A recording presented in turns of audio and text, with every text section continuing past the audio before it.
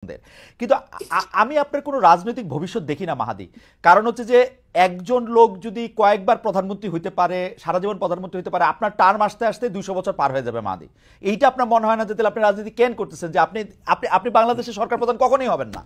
এইটা আপনাকে জনাব তারেক রহমান এখন দেশে ফিরছেন না কেন? মানে উনি দেশে ফিরলে তো বাংলাদেশের রাজনীতির বিশ্লেষক যারা আছে তারা বলছেন যে অনেকভাবেই ক্ষমতার শিফট বা ক্ষমতার ব্যালেন্স অন্যরকম হইতে পারতো, বিএনপির পক্ষে একটা গণজোয়ার সৃষ্টি হতে পারতো। অফিস থেকে একটা নির্দিষ্ট দপ্তর থেকে ওনাকে মামলা রায় লিখে দেওয়া হতো।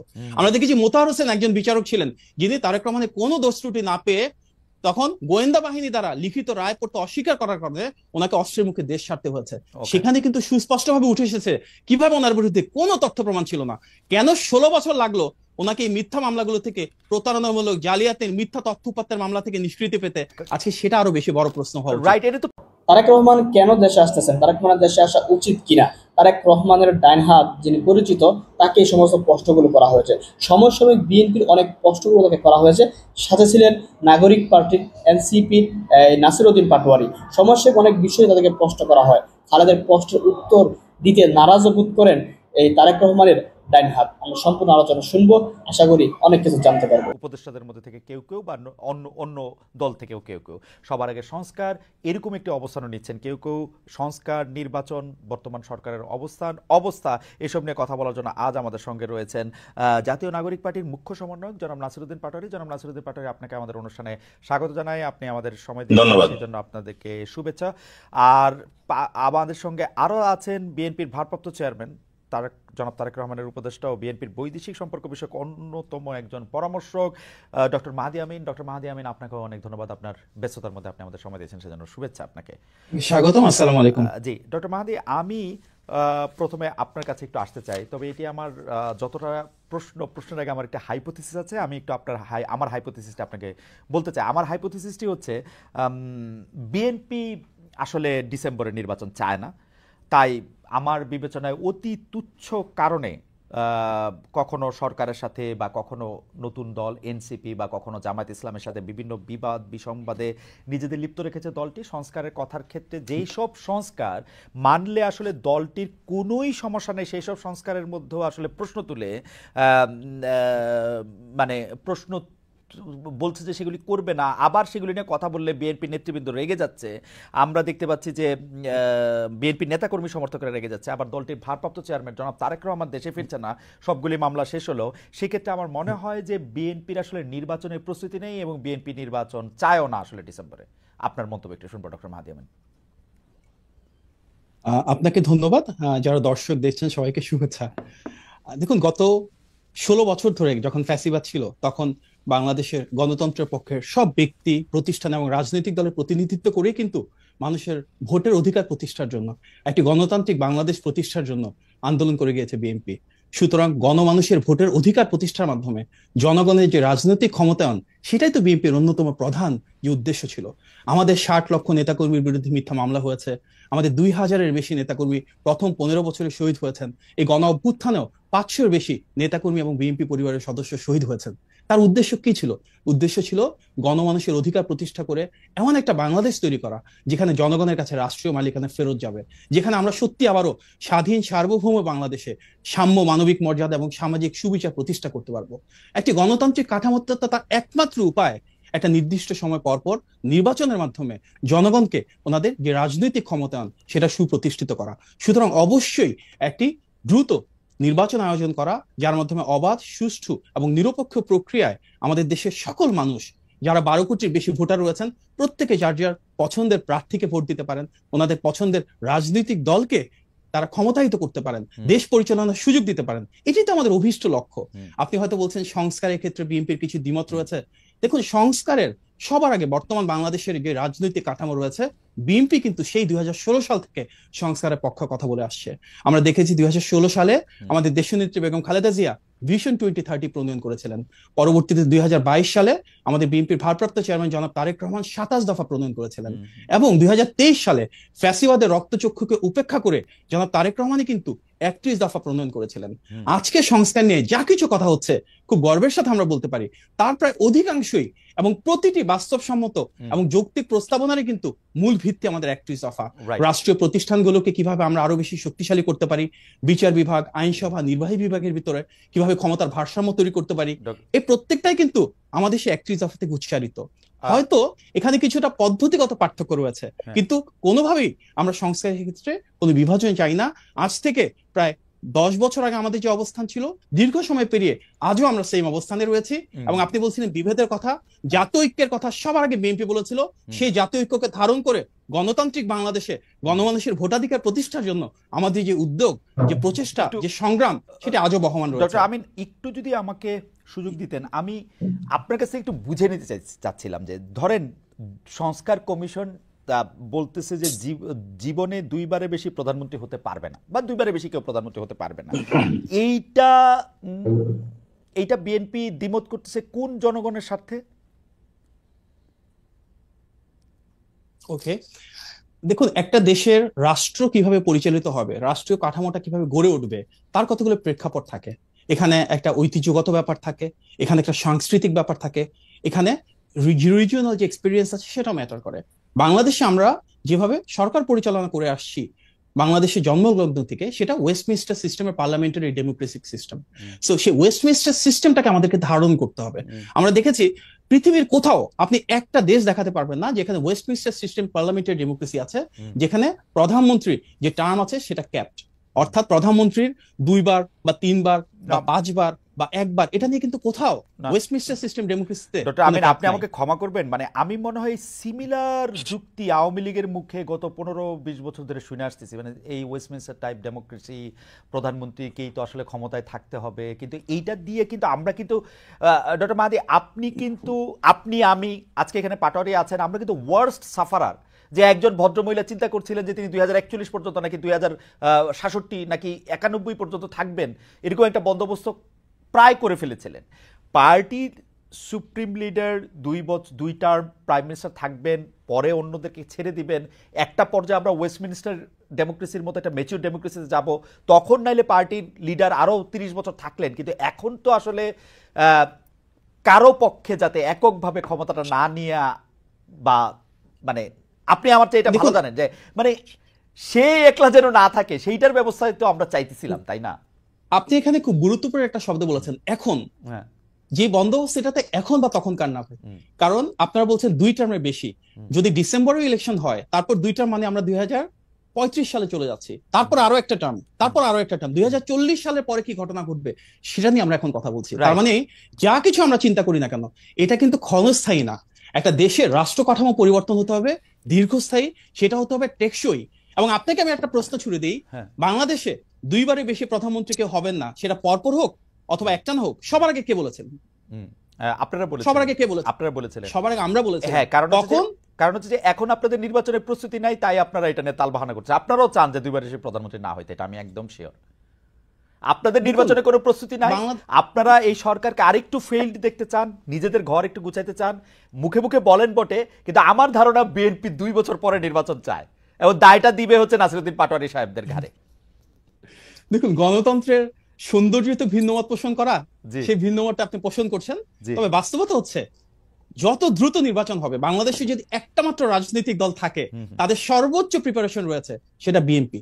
আমরা যদি দেখি বাংলাদেশে একটা মাত্র রাজনৈতিক দল যাদের টোটাল পলিসি প্রপোজাল রয়েছে, আমরা রাষ্ট্র কাঠামোটাকে কিভাবে ঢেলে সাজাবো, আমরা গণমানুষের উন্নয়ন কিভাবে করব, আমরা কর্মসংস্থান সৃষ্টি কিভাবে করব, শিক্ষা এবং স্বাস্থ্যের অধিকার কিভাবে নিশ্চিত করব, সর্বজনীন স্বাস্থ্য এবং শিক্ষার মাধ্যমে বাংলাদেশের প্রতিটি তৃণমূল এবং প্রান্তিক পর্যায়ের মানুষকে আমরা কিভাবে সামাজিক মূল্যবোধের মাধ্যমে মানবিক মর্যাদা ফিরিয়ে দিব, আমরা কিভাবে দ্রব্যমূল্য নিয়ন্ত্রণ করব, কৃষক, শ্রমিক, মজুরদের জন্য তাদের প্রাপ্য যে অর্থায়ন, প্রাপ্য যে মজুরি, সেটা নিশ্চিত করব। বাংলাদেশে বিএনপি একমাত্র রাজনৈতিক দল যার সেই পলিসি প্রোডাক্টটুকু রয়েছে। সুতরাং নির্বাচনের জন্য আমরা অন্য যে কোনো দলের চাইতে সবচেয়ে বেশি প্রস্তুত। আমি জানি না আপনার ভিন্নমত থাকতে পারে না, আমার ঠিক ভিন্নমত না, আমার একটু কৌতূহল আছে। ডক্টর মাহাদি, আমি আপনার কথা শুনতে পছন্দ করি, আপনি যেভাবে যুক্তি দিয়ে কথা বলেন, মানে শান্ত থাকেন, সেটা আমার খুবই পছন্দের। কিন্তু আমি আপনার কোনো রাজনৈতিক ভবিষ্যৎ দেখি না মাহাদি। কারণ হচ্ছে যে একজন লোক যদি কয়েকবার প্রধানমন্ত্রী হইতে পারে, সারা জীবন প্রধানমন্ত্রী হইতে পারে, আপনার টার্ম আসতে আসতে 200 বছর পার হয়ে যাবে মাহাদি। এইটা আপনার মনে হয় না যে তাহলে আপনি রাজনীতি কেন করতেছেন, যে আপনি বাংলাদেশের সরকার প্রধান কখনোই হবেন না? এইটা আপনাকে পীড়া দেয় না? আমরা তো সরকার প্রধান হওয়ার জন্য দল করি না, আমরা সেই দল করি যেটা মানুষের জন্য, দেশের জন্য কাজ করে যাবে, তাই দেশের মানুষের জনকল্যাণ যেটা হবে, উন্নয়ন যেটা ইউ হবে। আর এ বেটার দেখুন, পারসন। বিএনপি একমাত্র রাজনৈতিক দল যারা ক্ষমতার জন্য কখনো লালায়িত ছিল না। ওকে, আমরা বিরোধী দলীয়, গৃহপালিত বিরোধী দল হতে পারতাম, একটা আন্ডারস্ট্যান্ডিং এর মাধ্যমে শেখ হাসিনার সাথে সরকারে যেতে পারতাম, জাতীয় ঐক্যমত্যের সরকারের কথা এর আগেও এসেছে। এমনকি 5 তারিখে শেখ হাসিনা পতনের পর 8 তারিখে সর্বদলীয় সরকারের অংশীদার আমরা হতে পারতাম। আমরা তার কোনোটাই করি নাই, কারণ বিএনপি সে রাজনৈতিক দল যেটা জনগণের ভোটে নির্বাচিত একটা সরকার ব্যবস্থায় সরকার পরিচালনা করতে চায়। আমাদের নেতা জনাব তারেক রহমান সে 1988 সাল থেকে রাজনীতি করছেন। গত 37 বছরে উনি চাইলে অনেক কিছু হতে পারতেন। এমপি, মন্ত্রী, উপদেষ্টা কখনোই কিছু হন নাই। না, ক্ষমতার জন্য আমরা তারেক লালায়িত না। সাহেব, তারেক আমরা সাহেবের জন্য মন্ত্রী উপদেষ্টা এগুলি ভালো পদ নাকি? এগুলি আমাদের মতো লোকের জন্য ঠিক আছে। তারেক সাহেব এসে তো প্রধানমন্ত্রী হবে, না, উনি প্রেসিডেন্ট সেই হবে। রাজনীতি চান না। উনি কেন প্রধানমন্ত্রী হবেন? না, শেখ উনি হাসিনা তো যদি এমপিও হন নাই শেখ হাসিনা এখনো। যদি উনাকে বলতো যে আপনি প্রধানমন্ত্রী হন, তাহলে কিন্তু হইতো মনে হয়।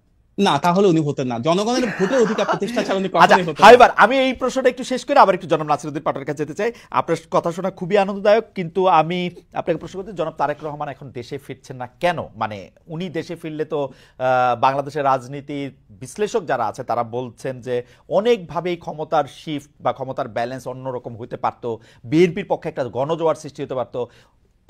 এই সুযোগ তিনি কেন নিচ্ছেন না, যেহেতু তিনি একজন এই সুযোগ জনপ্রিয় নেতা? নিচ্ছেন না দেশের স্বার্থে, দেশের মানুষের স্বার্থে। উনি কিন্তু নিজেও বলেছেন যে আমাদের বিএনপির যেমন 60 লক্ষ নেতাকর্মীর বিরুদ্ধে মিথ্যা মামলা রয়েছে, একইভাবে কিন্তু গণতন্ত্রের পক্ষে প্রতিটা রাজনৈতিক দলের নেতাকর্মীর বিরুদ্ধে রয়েছে বিভিন্ন শ্রেণী পেশার মানুষরা। আপনাদের মতন যারা গণমাধ্যম কর্মী রয়েছেন, মানবাধিকার কর্মী রয়েছেন, শিক্ষক, চিকিৎসক, প্রত্যেকের বিরুদ্ধে কিন্তু শেখ হাসিনা বিরোধী যাদের অবস্থান ছিল বিভিন্ন সময় মামলা হয়েছে। Right. উনি সুস্পষ্টভাবে বলেছেন ওনাদের প্রত্যেকের বিরুদ্ধে যেন ন্যায় বিচার প্রতিষ্ঠা হয়, প্রত্যেকে যেন অবিচারের নামে আমরা যা দেখেছি তার থেকে প্রাপ্য বিচারটুকু পান। এটা কিন্তু ওনার একটা অগ্রাধিকারের দাবি। আমরা চাই উনি শুধু মানে জনাব তারেক রহমান মুক্ত হয়ে সবার আসবেন তাই না, সবার মামলা উঠে গেলে জনাব তারেক রহমান দেশে ফিরবেন, এটা ওনার একটা অগ্রাধিকার অবশ্যই। মানে সবার মামলা উঠে গেলে এটা কি সবাইকে practically ন্যায় সম্ভব? বিচারে- উঠবে না তো। অবশ্যই ওনাকে তো সম্ভব। ন্যায় বিদেশ বিচার থেকে যদি প্রধানমন্ত্রিত্ব প্রতিষ্ঠা হয়- করতে হবে ভাই। না, উনি কেন বিদেশ থেকে প্রধানমন্ত্রিত্ব করবেন? আমরা সবসময় বলে এসেছি কি এই অন্তর্বর্তী সরকারের মূল ম্যান্ডেটটা হচ্ছে একটি অবাধ, সুষ্ঠু এবং গ্রহণযোগ্য নির্বাচন আয়োজনের Okay. পাশাপাশি বিচার বিভাগ, জনপ্রশাসন এবং আইন শৃঙ্খলা বাহিনীর সংস্কারটুকু করা। যদি বিচার বিভাগের সংস্কার ঠিকমতো হতো, গত 8 মাসেই কিন্তু আমরা দৃশ্যমান ভাবে অনেক মানুষকে এসব অবিচার থেকে মুক্ত অবস্থায় দেখতে পেতাম। কোর্টের জন্য দাঁড়ে দাঁড়ে ঘুরতে হতো না মিথ্যা মামলার জন্য। Right, কিন্তু- আমরা দেখেছি মিথ্যা, কিন্তু- গায়েবী, জালিয়াতির মামলা, আমার মনে হয়- সেগুলো থেকে তো অবশ্যই মানুষের আমার মনে নিস্তার হয় যে পেতে বিচার হবে। বিভাগের সংস্কারটা একটা জরুরি আছে, কারণ তারেক সাহেবের সব মামলা উঠে যাচ্ছে, তার নেতা কর্মীদের মামলা উঠতেছে না, এটা তো নিশ্চয়ই একটা ভালো জিনিস হতেছে না। আপনি উনি তো নিশ্চয়ই এটা এটার নিয়ে জন্য বলবেন। বারবার push করছেন। জনাব তারেক রহমানের সব মামলা উঠে গেছে, কিন্তু ইন অ্যাবসেন্সিয়া মামলা উঠা এপিলে কিন্তু একটা, মানে আমি জানি না, মানে আমি যতটুকু আইন কানুন বুঝি আর কি। আমি আবার আসবো আপনার কাছে। ডক্টর মাহাদি, আপনাকে অনেক ধন্যবাদ। আমি কি এটার উত্তরটা একটু দিয়ে দিতে জি পারি? জি জি, দেন দেন দেন। আমরা দেখেছি তারেক রহমানের বিরুদ্ধে গত 16 বছরেও আওয়ামী লীগ অনেক প্রোপাগান্ডা ক্যাম্পেইন চালানোর পর একটা তথ্য প্রমাণ উপাত্ত তৈরি করতে পারে নাই। তার সবচেয়ে বড় প্রমাণ, আমরা যদি আওয়ামী লীগের সময় যিনি প্রধান বিচারপতি ছিলেন সেই সুরেন্দ্র সিং সিনহার বক্তব্য দেখি, সেখানে উনি বলেছেন কিভাবে একটা নির্দিষ্ট অফিস থেকে, একটা নির্দিষ্ট দপ্তর থেকে ওনাকে মামলা রায় লিখে দেওয়া হতো। আমরা দেখেছি মোতাহার হোসেন একজন বিচারক ছিলেন যিনি তারেক রহমানের কোনো দোষ ত্রুটি না পেয়ে তখন গোয়েন্দা বাহিনী দ্বারা লিখিত রায় পড়তে অস্বীকার করার কারণে ওনাকে অস্ত্রের মুখে দেশ ছাড়তে হয়েছে। সেখানে কিন্তু সুস্পষ্টভাবে উঠে এসেছে কিভাবে ওনার বিরুদ্ধে কোনো তথ্য প্রমাণ ছিল না। কেন 16 বছর লাগলো ওনাকে এই মিথ্যা মামলাগুলো থেকে, প্রতারণামূলক, জালিয়াতের, মিথ্যা তথ্য উপাত্তের মামলা থেকে নিষ্কৃতি পেতে? আজকে সেটা আরো বেশি বড় প্রশ্ন হওয়া উচিত। রাইট, এটা তো প্রশ্ন না, এটা তো উত্তর আছে। আপনি আমার কাছে উত্তর নেন। কারণ শেখ হাসিনা বাংলাদেশের সকল প্রতিষ্ঠানকে ধ্বংস করছিল, এর মধ্যে থেকে হচ্ছে যে বিচার বিভাগ সবচেয়ে মারাত্মক ক্ষতিগ্রস্ত ছিল, সেই জন্য এরকম হয়েছে। কিন্তু এখন জনাব তারেক রহমানের বিরুদ্ধে আর কোনো মামলা নাই, হত্যা মামলা থেকে দায়, মানে মানে যে কোনো সব মামলা থেকে তার আসলে বেকসুর উনি খালাস পেয়েছেন। এখন উনি কেন দেশে আসছেন না, সেটা নিশ্চয়ই আমরা একটু আবার পরে আপনার কাছ থেকে শুনবো। আমরা একটু জনাব নাসিরউদ্দিন পাটোয়ারির কাছে যেতে চাই। জনাব নাসিরউদ্দিন পাটোয়ারি, আপনার কাছে আমার কিছু গুচ্ছ প্রশ্ন আছে। আমি যেহেতু আপনাকে খুবই খুবই খুবই পছন্দ করি, আপনার কথা শুনতে আমার ভালো লাগে। আমার মানে একসাথে আমি 3-4টা প্রশ্ন করতে চাই। আপনি একটু আমাদের বলবেন যে ডক্টর মোহাম্মদ ইউনূস দেশ কেমন পরিচালনা করছেন? আসসালামু আলাইকুম। যারা দেখছেন দর্শক সবাইকে অভিনন্দন, এবং সাথে সাথে আমি দুঃখ প্রকাশ করছি এবং ভারাক্রান্ত হৃদয়ে যারা গাজার ভাই বোনেরা বিভিন্ন জায়গায় নির্যাতিত, নিগৃহীত হচ্ছেন, সারা বাংলাদেশের মানুষকে আহ্বান জানাচ্ছি গাজার যে সংহতি রয়েছে আমাদের মনস্তাত্ত্বিক জায়গা থেকে তাদের সাথে কানেক্ট হওয়ার জন্য, সাপোর্ট জানানোর জন্য। সাথে সাথে যারা আমাদের ইন্ডিয়ান সিটিজেন হিসাবে ওয়াকফ বিলের আন্ডারে বিভিন্ন জায়গায় নির্যাতিত, নিগৃহীত হচ্ছে, আমরা তাদের প্রতি সমবেদনা জানিয়ে আমি আজকের প্রশ্নমালা যে অবতারণা হয়েছে তার উত্তরে যাচ্ছি। ইউনূস স্যার চেষ্টা করছেন তার যে ক্যাবিনেট রয়েছে সেখানে অনেকে নিয়ে একসাথে সংঘবদ্ধভাবে দেশকে একটি সুন্দর জায়গায় নিয়ে যাওয়ার চেষ্টা করছেন, এবং সেখানে অনেক জায়গায় ভুল ভ্রান্তি হচ্ছে। এবং আমাদের যখন একটি দেশকে ধ্বংসস্তূপে রেখে যাওয়া হয়েছে, যেখানে কোনো একটি ইনস্টিটিউশন ওয়ার্ক করতেছে না, সেই জায়গাতে ইউনূস স্যার যথেষ্ট প্রজ্ঞার পরিচয় দিয়ে কোনো একটি দেশের আন্ডারে না গিয়ে, কোনো একটি রাষ্ট্রের শক্তিকে ব্যবহার না করে বাংলাদেশের জনমানুষের যে আকাঙ্ক্ষা রয়েছে সেই আকাঙ্ক্ষার ভিত্তিতে এই দেশটি পরিচালিত করছেন। এই ভিত্তিতে পরিচালনার ক্ষেত্রে বাংলাদেশের মানুষের যেমন সাপোর্ট প্রয়োজন, সাথে সাথে রাজনৈতিক দলগুলোর সাপোর্ট প্রয়োজন হয়ে থাকে। সেই ক্ষেত্রে ইউনূস স্যার কিন্তু রাজনৈতিক দলগুলো থেকে অসহযোগিতার যে অবিশ্বাস একটা জায়গা আমরা দেখতে পাচ্ছি বিভিন্ন জায়গা থেকে। গত ঐক্যমত্য কমিশনে স্যার বারবার একটি গুরুত্বারোপ করেছেন যে আপনারা একসাথে এসেছেন, আপনারা আমার শক্তি, আপনারা দেখলে আমরা সাহস পাই। এই সাহসের জায়গা থেকে যখন আমরা রুমে থাকি সেখানে সবাই ইউনূস স্যারকে সাহস দিয়ে থাকে, কিন্তু যখনই এই ফরেন যে একাডেমিতে মিটিংটা হয়ে থাকে সেখানে নিচে নামার পরে ভিতরে এক কথা, বাহিরে এক কথা, এবং মাঠে গিয়ে আরেক কথা, জনগণকে বিভ্রান্ত করে বর্তমান রাষ্ট্রকে যে পরিস্থিতিতে নিয়ে যাওয়া হচ্ছে সেইখানে ইউনূস স্যার কিন্তু একটি কঠিন বিপদে আছেন। সেই ক্ষেত্রে জনাব পাটোয়ারী, আমাদের জন্য এটা আপনি একটু পরিষ্কার করবেন, মানে আপনারা যখন থাকেন তখন ডক্টর ইউনূস আপনাদের সাথে কথাবার্তা, আপনাদের শক্তি বা সবকিছুকে ঠিকই বিবেচনা করেন, কিন্তু আপনারা যখন চলে আসেন তখন কারা বিভ্রান্ত করেন জনগণকে? দেখেন, এটা আমি খুবই স্পষ্ট করতে চাচ্ছিলাম। হ্যাঁ, আমরা যখন ঐক্যমতের কমিশনগুলো মিটিং হয়ে থাকে বা প্রিভিয়াসলি অনেক দল একসাথে নিয়ে মিটিং হয়েছিল, এবং সেখানে ফরেন একাডেমিতে যে মিটিং গুলা হয়েছিল সেখানে সব দলে কিন্তু অংশগ্রহণ করেছিল। সেখানে তারা খোলামেলা ভাবে কথা বলেছিল এবং বলেছিল আমরা স্যার আপনি চালান, আমরা আপনাকে সাহস দিচ্ছি, ভরসা দিচ্ছি। কিছু কিছু বিষয়ে মনোমালিন্য হয়েছে, যে এককভাবে কারো প্রতি কোনো চক্ষুপাত না হওয়ার জন্য সবার প্রতি যদি সমভাবে যে বৈষম্যমূলক আমরা রাষ্ট্র চেয়েছিলাম সেটা যদি পরিচালিত হয়। কিন্তু আমরা যখন দেখি যে প্রত্যেকটা গ্রুপ ফরেন একাডেমি থেকে নিচে নেমে প্রেস ব্রিফিং করে থাকে, তো ভিতরে যে কথাটা হয়ে থাকে যে এইভাবে সাহস দেওয়া হয়েছে ঐক্যমতের ভিত্তিতে আমরা একটি দেশের যাচ্ছি, কিন্তু সেই কথাটা রাজনৈতিক দলগুলা তো সেখানে বিএনপি থাকে, জামাত থাকে, হেফাজত থাকে, যতগুলো বাংলাদেশ অংশ পক্ষ রয়েছে সবাই কিন্তু থাকে। কিন্তু যখনই বাহিরে গিয়ে প্রেস ব্রিফিংটা করা হয়ে থাকে, ভিতরে যে কথাটা বলেছে আমরা যখন পরে বাসায় গিয়ে মিডিয়ায় দেখি সেই কথাগুলো আমরা পাই না। বরঞ্চ বলা হয়ে থাকে, উপরে কথা হয়েছে যে আমরা একটি সংস্কার প্রক্রিয়ার মধ্যে দিয়ে যাবো, এবং সবাই বলেছে হ্যাঁ আমরা একটি সংস্কার প্রক্রিয়ার মধ্যে দিয়ে যেতে চাই। নিচে গিয়ে সাথে সাথে বলা হয়েছে এখনই ইলেকশন প্রয়োজন এবং কয়েক মাসের মধ্যে ইলেকশন প্রয়োজন। কিন্তু ওই যে মিটিং এর যে এজেন্সটা ওই বক্তব্যের মধ্যে দিয়ে পুরোই বাংলাদেশের সামনে ডিস্টর্টেড হয়ে যায়। কিন্তু জনাব পাটোয়ারী, আপনার কাছে কি মনে হয় না যে আপনাদের দল থেকেও বা আপনাদের যারা সহযোদ্ধা আছেন তাদের থেকে অনেক বিভ্রান্তি ছড়ানো হয়েছে? ধরেন আপনাদের একজন উপদেষ্টা তিনি বলেছেন যে এই সেনাপ্রধান আসিফ মাহমুদ সজীব ভুঁইয়া বলেছেন যে সেনাপ্রধান মানতে চান নাই ডক্টর ইউনূসকে। আপনি বলেছেন বিএনপি একটা বিভ্রান্তির রাজনীতি করে, জামাতের সাথে এই করেছে সেই করেছে, মানে এগুলি তো আপনারাও বলেছেন জনাব পাটোয়ারী, এবং খুব নিষ্ঠুরভাবে বলেছেন। জি, এইখানে আমরা যে বিষয়টি স্পষ্টত করে দিয়েছি, রাষ্ট্রের বর্তমান একটা পরিস্থিতির মধ্যে দিয়ে চলছে। 5 অগাস্টের পরে কিন্তু 5 থেকে 8 তারিখের মধ্যে সরকার ছিল না। সরকার যখন গঠন হলো, এই সরকারকে আমরা 4 থেকে 5 মাস অথবা 1 বছর অথবা 2 বছর যে ঐক্যমতের ভিত্তিতে যে সময় দিয়ে থাকি, ওই সময়টা কিন্তু এই ধরনের কথাবার্তা একদম বলা উচিত না। কারণ এই সময় তো সকলের সহযোগিতার ভিত্তিতে আশ্বাসেই এই কাজটি করা উচিত। যদি কোনো কথাবার্তা থেকে সেখানে মির্জা সাহেব বলেন এবং অন্যান্যরা বলেন, ডিরেক্টলি কিন্তু কমিউনিকেশন আছে, সেখানে গিয়ে বলতে পারে। যদি কোনো সংকট থেকে থাকে সেখানে আলোচনা করতে পারে। এমনি ভাবে আসিফের ক্ষেত্রেও সেই একই বিষয়, ওনারা উপদেষ্টা পরিষদে আছে, ক্যাবিনেট মিটিং হয়, যদি কোনো সংকট থেকে থাকে সেখানে বলতে পারে। কিন্তু আমরা সামগ্রিক জায়গা থেকে যখন রাষ্ট্রের গঠন প্রক্রিয়া থেকে দেখি, রাষ্ট্রের যে মিটিং গুলা হয়ে থাকে সেটা রাষ্ট্রের কিন্তু একটা প্রেস উইং রয়েছে, তারাই সেটা পাবলিশ করবে। কিন্তু অন্যান্য ক্ষেত্রে যদি কোনো মিটিং হয়ে থাকে, আপনার সাথে আমার ঘরোয়া আলাপ হয়ে থাকে, সেই ক্ষেত্রে যদি প্রেস উইং এর বাহিরে গিয়ে কেউ যদি কোনো কথা বলে থাকে, আমরা তো বরাবরই বলে আসছি রাষ্ট্র গঠন প্রক্রিয়ার ক্ষেত্রে এই ব্যবস্থাটা থাকা উচিত না। কিন্তু বাংলাদেশে গত 53 বছরে যে ব্যবস্থাগুলো চলমান রয়েছে সেগুলোই আমরা এখন অনেক ক্ষেত্রে প্র্যাকটিস করে যাচ্ছি। এখন আমাদের অতীতে কি হয়েছে সেই বিষয়গুলো যদি আমরা ধরে ভবিষ্যতের দিকে পথযাত্রায় আমরা নিশ্চিত করতে চাই, তাহলে বাংলাদেশে যে রাষ্ট্র গঠনের এই বর্তমানে একটি সুযোগ এসেছে, সেটা এই তরুণ প্রজন্মকে নতুন জায়গায় Right. নিয়ে যাওয়ার জন্য না, প্রক্রিয়াকে আমরা মনে করি বাধাগ্রস্ত করবে। না জনাব পাটোয়ারি, আমরা তো আসলে অতীতের প্ল্যাটফর্মের মধ্যে দাঁড়ায় থাকি। মানে এখন আপনি কালকে কি বলা হয়েছে সেটাকে যদি আপনি অতীতকাল বলেন তাহলে আমাদের আর কিছু বলার থাকে না। হাওয়েভার আমি যেহেতু গুচ্ছ প্রশ্ন করব বলেছিলাম, যে সেই গুচ্ছ প্রশ্নগুলি একটু জি, করে জি। নেই আপনাকে। সেটা হচ্ছে যে ডক্টর ইউনূস দেশে আপনি বলেছেন যে কিছু ভুল হচ্ছে, কিছু ভ্রান্তি হচ্ছে, উনি চেষ্টা করছেন। ভুল বেশি নাকি ঠিক বেশি, মানে আপনার কিরকম মনে হয় মানে দেশ না, পরিচালনার ক্ষেত্রে? এটা ইউনূস স্যার কিন্তু চায়নার সিজিটিএন কে একটা সাক্ষাৎকার দিয়েছিল, সেখানে উনি স্পষ্টত বলেছিল ওনার দায়িত্ব হলো দেশে বড় একটি তরুণ প্রজন্ম রয়েছে, তার তো এই তরুণ প্রজন্মকে অর্থনৈতিকভাবে স্বাবলম্বী করা এবং দেশকে স্বনির্ভর করে একটি জায়গায় নিয়ে যাওয়া।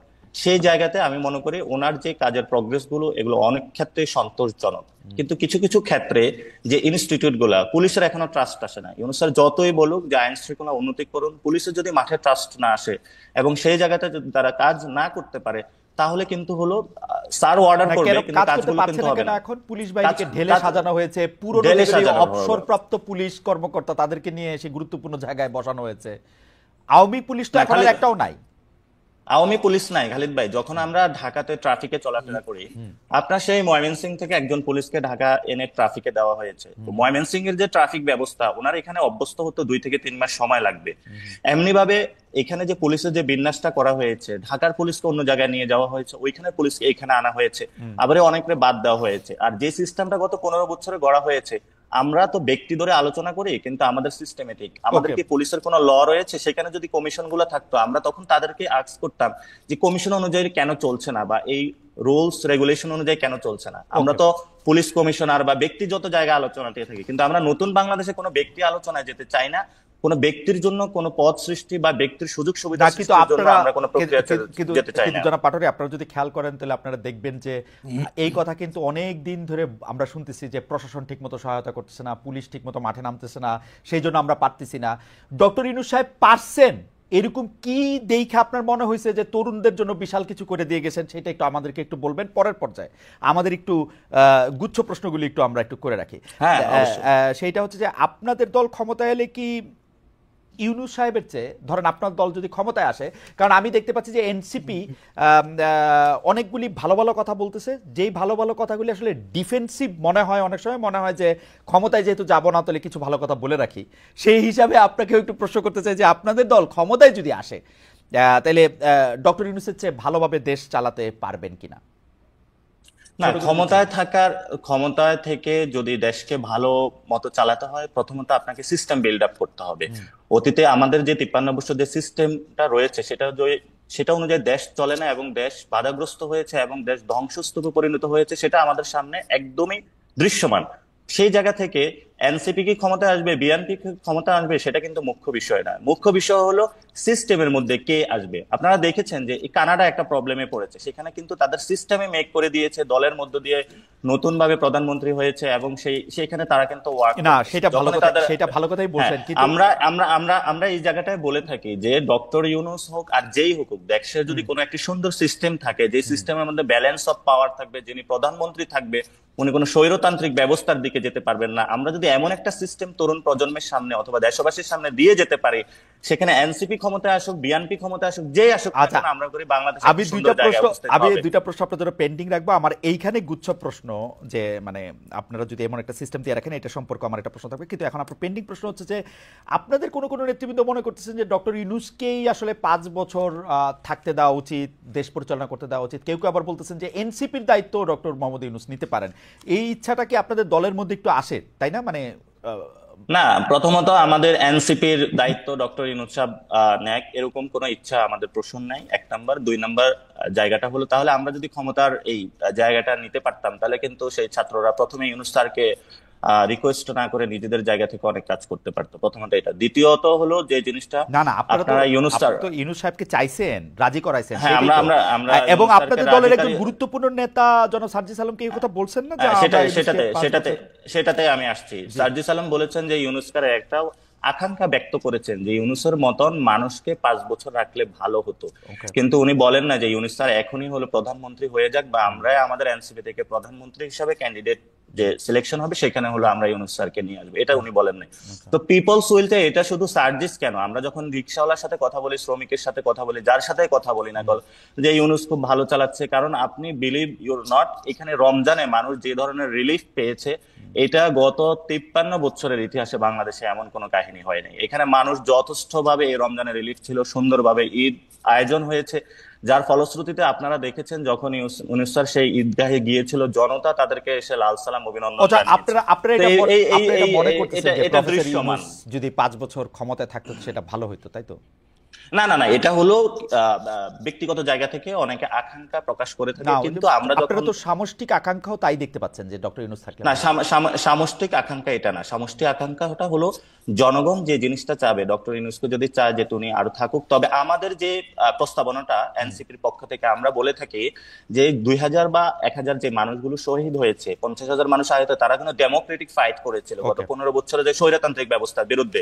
ফলত আমরা দ্রুত চাই ডেমোক্রেটিক প্রক্রিয়ার মাধ্যমে দেশটা যাক, যেহেতু আমরা ন্যাশন স্টেটে রয়েছি, এখানে আমাদের একমাত্র স্টেবল পজিশনে যাওয়ার জন্য ডেমোক্রেসিকে আমরা রেস্টোর করতে হবে। এখন ডেমোক্রেসিকে যদি আমরা ফিরিয়ে আনতে না পারি, কোনো ব্যবস্থায় যাদেরকে হলো 10-15 বছর বা 1 বছর 6 মাসের জন্য যদি কেউ থাকতে চায় বা কোনো প্রক্রিয়ার মধ্যে যেতে চায়, সেটার আমরা বিরোধী। আমরা বলি যে দেশটা একটি গণতান্ত্রিক প্রক্রিয়া যায়, গণতান্ত্রিক প্রক্রিয়ার মধ্যে আপনি প্রধানমন্ত্রী হন, মাহাদি ভাই প্রধানমন্ত্রী হোক, যে কেউ প্রধানমন্ত্রী হোক, নো প্রবলেম। কিন্তু আপনাদের আশা হচ্ছে ডক্টর ইউনূসের মতো কেউ হোক, ডক্টর ইউনূসের মতন কেউ হোক বা যে কোনো মানুষ এসে, যে আমাদের এখানে সেই রংপুর হোক, ময়মনসিংহ হোক, যে ছেলেটা এখনো বর্তমানে রাজনীতিতে অংশগ্রহণ করতে পারে না, আমরা তাকেও প্রধানমন্ত্রী হওয়ার সুযোগ দিতে চাই, কারণ আমরা মনে করি আমাদের তারুণ্যের কথা বলবেন।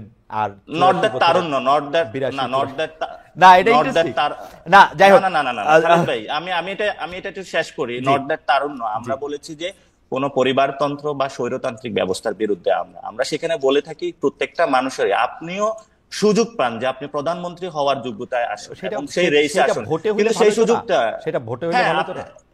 সেই জিনিসটা তো ভোট তো বাংলাদেশে যেই আপনার ধরেন ফ্যামিলিগত একটা দল আছে, আপনি সেটা উত্তরাধিকারী সূত্রে পাবেন, আপনি প্রধানমন্ত্রীও হবেন, এরকমই বলে মানুষ ধরে নেয়। কিন্তু এই জন্য মাহাদি ভাই যে কথাটা বলেছিল যে ওয়েস্টমিনিস্টার সিস্টেম অথবা আগেও যারা বলতো, সেখানে দলগত প্রক্রিয়া কিন্তু ওনারা লক্ষ্য রাখছে না, শুধু হলো পার্লামেন্টের সিস্টেমটা ওনারা রেটরিক আকারে বলে থাকে, এটা ইমপ্লিমেন্টেশনের জায়গাতে ওনারা একবারও এলে বলেছে যে যেখানে হলো আমাদের বাংলাদেশি বংশোদ্ভূত এবং শেখ হাসিনার যে হেয়ারের মধ্যে একজন আছে, তাকে দুর্নীতির যায় যখন তাকে সেখানে হলো খারিজ করা হলো, কিন্তু বাংলাদেশে গত 2001 থেকে 6 পর্যন্ত দুর্নীতির কোনো এই পর্যন্ত বিচার হয় না, এবং গত 53 বছরে বাংলাদেশে এই পর্যন্ত আমরা দুদকের মতো আমার মনে হয় যে দুর্নীতির বিচার তারপরে 2001 থেকে 2006 পর্যন্ত কি হয়েছে সেটা আমরা শুনবো। আমরা একটু আপনার কাছে প্রশ্ন দুটি আমি একটু করে রাখি। প্রথম যেটি আমার একটু জানতে হবে সেটি হচ্ছে যে আপনারা একটি নতুন সিস্টেম দিয়ে যেতে চান, এনসিপি দেখে আমরা কেমনে বুঝবো যে আপনারা নতুন সিস্টেমের বা নতুন বন্দোবস্তের একটি রাজনৈতিক দল? আপনারা রাজনৈতিক দল হিসাবে ব্যবসায়ীদের থেকে চাঁদা নেন, কারা আপনাদের চাঁদা দেয় সেটা আপনারা বলেন না, আপনারা বাড়ি ভাড়া কোত্থেকে দেয় সেটা আপনারা বলেন না, আপনারা 150-155 গাড়ি করে ঘুরে বেড়ান, আপনারা আপনাদের মতো করে চলেন, আমরা বিভিন্ন জায়গা থেকে আপনাদের সম্পর্কে বিভিন্ন কথা শুনি, আপনাদের লোকজন ফোন করে চিফ জুডিশিয়াল ম্যাজিস্ট্রেটকে তুলে নিয়ে যেতে পারে। তো এটা আপনারা কোথা থেকে নতুন রাজনীতির কথা আপনারা এটা বলতেছেন সেটা একটু আমাদের একটু বলবেন। আর সংস্কারের ক্ষেত্রেও মানে এই প্রশ্নটা আমি করে রাখি, আসবো আমি আপনার কাছে। আর সংস্কারের ক্ষেত্রেও আপনারা বলতেছেন যে আপনারা সব সংস্কার যেগুলি গুরুত্বপূর্ণ সংস্কার সেটা আপনি মানবেন, কিন্তু 70 অনুচ্ছেদ যেটা ফ্লোর ক্রসিং, যেটা আমাদের সংবিধানের আমার বিবেচনায় সবচেয়ে বড় কালো স্পট, সেইটার ব্যাপারে আপনারা আবার 70 অনুচ্ছেদ চান যাতে আপনাদের দলের থেকে কেউ অন্য জায়গায় না যেতে পারে, সেটির ব্যাপারে আমি প্রশ্ন করে আবার আসবো। আপনি ভেবে সুন্দর করে চমৎকার করে বরাবরের মতো আমার ভাবনা আছে, ইনশাআল্লাহ আসলে বলবো। ঠিক আছে, আমি একটু ডক্টর মাহাদি আমিনের কাছে আসি। ডক্টর মাহাদি আমিন, আমরা 70 অনুচ্ছেদের ব্যাপারে আপনাকে একটু প্রশ্ন করতে চাই। জনাব নাসিরউদ্দিন পাটোয়ারি বেশ কিছু বিষয় তুলে ধরেছে, সেই ব্যাপারটাও আপনি জানতে চাই যে আপনার আসলে সংস্কারের মধ্যে যেগুলি জনগণের সাথে সম্পৃক্ত বলে আমাদের কাছে মনে হয় সেগুলির ব্যাপারে আপনার একটু দূরবর্তী কিনা।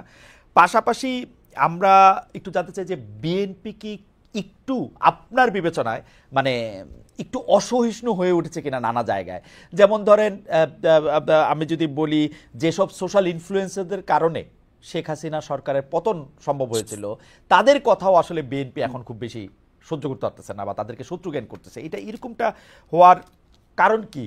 এই দুইটাই যদি একটু বলতেন, যে ৭০ অনুচ্ছেদ সংস্কার এবং বিএনপির মধ্যে কিছু অসহিষ্ণুতা দেখা দিচ্ছে কিনা। যেহেতু বিএনপি পাওয়ারে আসবে এটা বুঝাই যাচ্ছে, আপনারাও যেহেতু বুঝতে পারতেছেন, সেজন্য আমাদেরকে চোখ রাঙানির উপরেই রাখছেন কিনা। না, একদমই না। ৭০ অনুচ্ছেদের কথা কিন্তু বর্তমান বাংলাদেশের রাজনৈতিক প্রেক্ষাপটে সবার আগে বিএনপি বলেছিল, এবং আমরা সেই ভিশন 2030 থেকে কিন্তু এগুলো নিয়ে কাজ করছি। সেখানে বলা হয়েছিল যে ৭০ অনুচ্ছেদের সংশোধনের কথা বিবেচনার মাধ্যমে আমরা নিশ্চিত করতে চাই যে সংসদে একজন সংসদ সদস্য ওনার দলের বাইরে গিয়েও ব্যক্তিগত মতামত দিতে পারবেন, ভোট দিতে পারবেন, শুধুমাত্র সরকারের জন্য বা দেশের জন্য খুব সেন্সিটিভ দুই একটা বিষয় ছাড়া, যেমন আস্থা বিল, অর্থ বিল, কিংবা দেশের নিরাপত্তার সাথে জড়িত কোনো বিষয় যদি থাকে। তো এর মাধ্যমে আমরা নিশ্চিত করতে চাই যে কোনো সংসদ সদস্য ওনাদের দলীয় আদর্শের বাইরে গিয়েও ওনাদের একটা ইন্ডিপেন্ডেন্ট ভিউজ দিতে পারেন, যেটা ওনাদের কনস্টিটিউয়েন্সি বা ভোটারদেরকে রিপ্রেজেন্ট করে। এটাও কিন্তু আমাদের ইনহেরেন্ট যে চেকস এন্ড ব্যালেন্সেস আমরা এস্টাবলিশ করতে চাই রাজনৈতিক প্রক্রিয়াতে, গণতান্ত্রিক সরকার কাঠামোতে, তারই একটা অংশ। অসহিষ্ণুতার কথা আপনার যেটা প্রশ্ন করেছেন, আমরা আসলে জানি না বিএনপির কথা কেন বলছেন। আমরা তো অনেক বড় দল, ৬০ লাখ যে দলের নেতাকর্মী শুধু মিথ্যা মামলারই শিকার হন, সেখানে বিচ্ছিন্নভাবে হয়তো দুইজন বা একজন কোনো প্রতিক্রিয়া দেখাতে পারেন। একটা সুবিশাল অংশ কখনোই কোনো প্রতিক্রিয়া দেন নাই। আমাদের নেতা বিএনপি ভারপ্রাপ্ত চেয়ারম্যান জনাব তারেক রহমান সমগ্র বাংলাদেশের ঐক্যের প্রতীক হিসেবে ৫ই আগস্টের পর পর্যন্ত একবারের জন্য কোনো প্রতিহিংসামূলক জিংসামূলক কোনো বক্তব্য বলেন নাই। আমি আমার ব্যক্তিগত অবস্থান থেকে বলতে পারি, কারো ব্যাপারে আমি কখনো নেতিবাচক বক্তব্য দিইনি। আমাদের দলের 99.999% ক্ষেত্রে তাই প্রযোজ্য। এখন বিচ্ছিন্নভাবে যদি একজন বা দুইজনকে হাইলাইট করা হয়, আমার মনে হয় এটা কিছুটা অবিচারই করা হয় আমাদের মতো এত বড় একটা দলের জন্য। আর সংস্কারের ক্ষেত্রে আপনার একটা ব্রড কোশ্চেন ছিল যে সংস্কার বলতে আমরা কি বুঝি, সেটাও কিন্তু একটু ডেফিনেশন করা প্রয়োজন। সংস্কার বলতে আমরা বুঝি সময়ের প্রয়োজনে, সমাজের প্রয়োজনে, একটা দেশের মানুষের সমস্যা সমাধানের জন্য, ভাগ্যের পরিবর্তনের জন্য যা কিছু কর্মসূচি, যা কিছু পরিবর্তন, তাই কিন্তু সংস্কার। বাংলাদেশের ইতিহাসে যদি আমরা দেখি, সবচাইতে বড় বড় যে সংস্কারগুলো করা হয়েছিল, এর প্রত্যেকটাই ট্র্যাক রেকর্ড অনুযায়ী যাচাই করলে দেখা যায় বিএনপি নির্বাচিত সরকার দ্বারা করা হয়েছিল। আমরা যদি আরেকটু ঐতিহাসিক ভিত্তি দেখি সংস্কারের, বাংলাদেশের ইতিহাসের কিন্তু সংস্কারের জনক ছিলেন শহীদ প্রেসিডেন্ট জিয়াউর রহমান।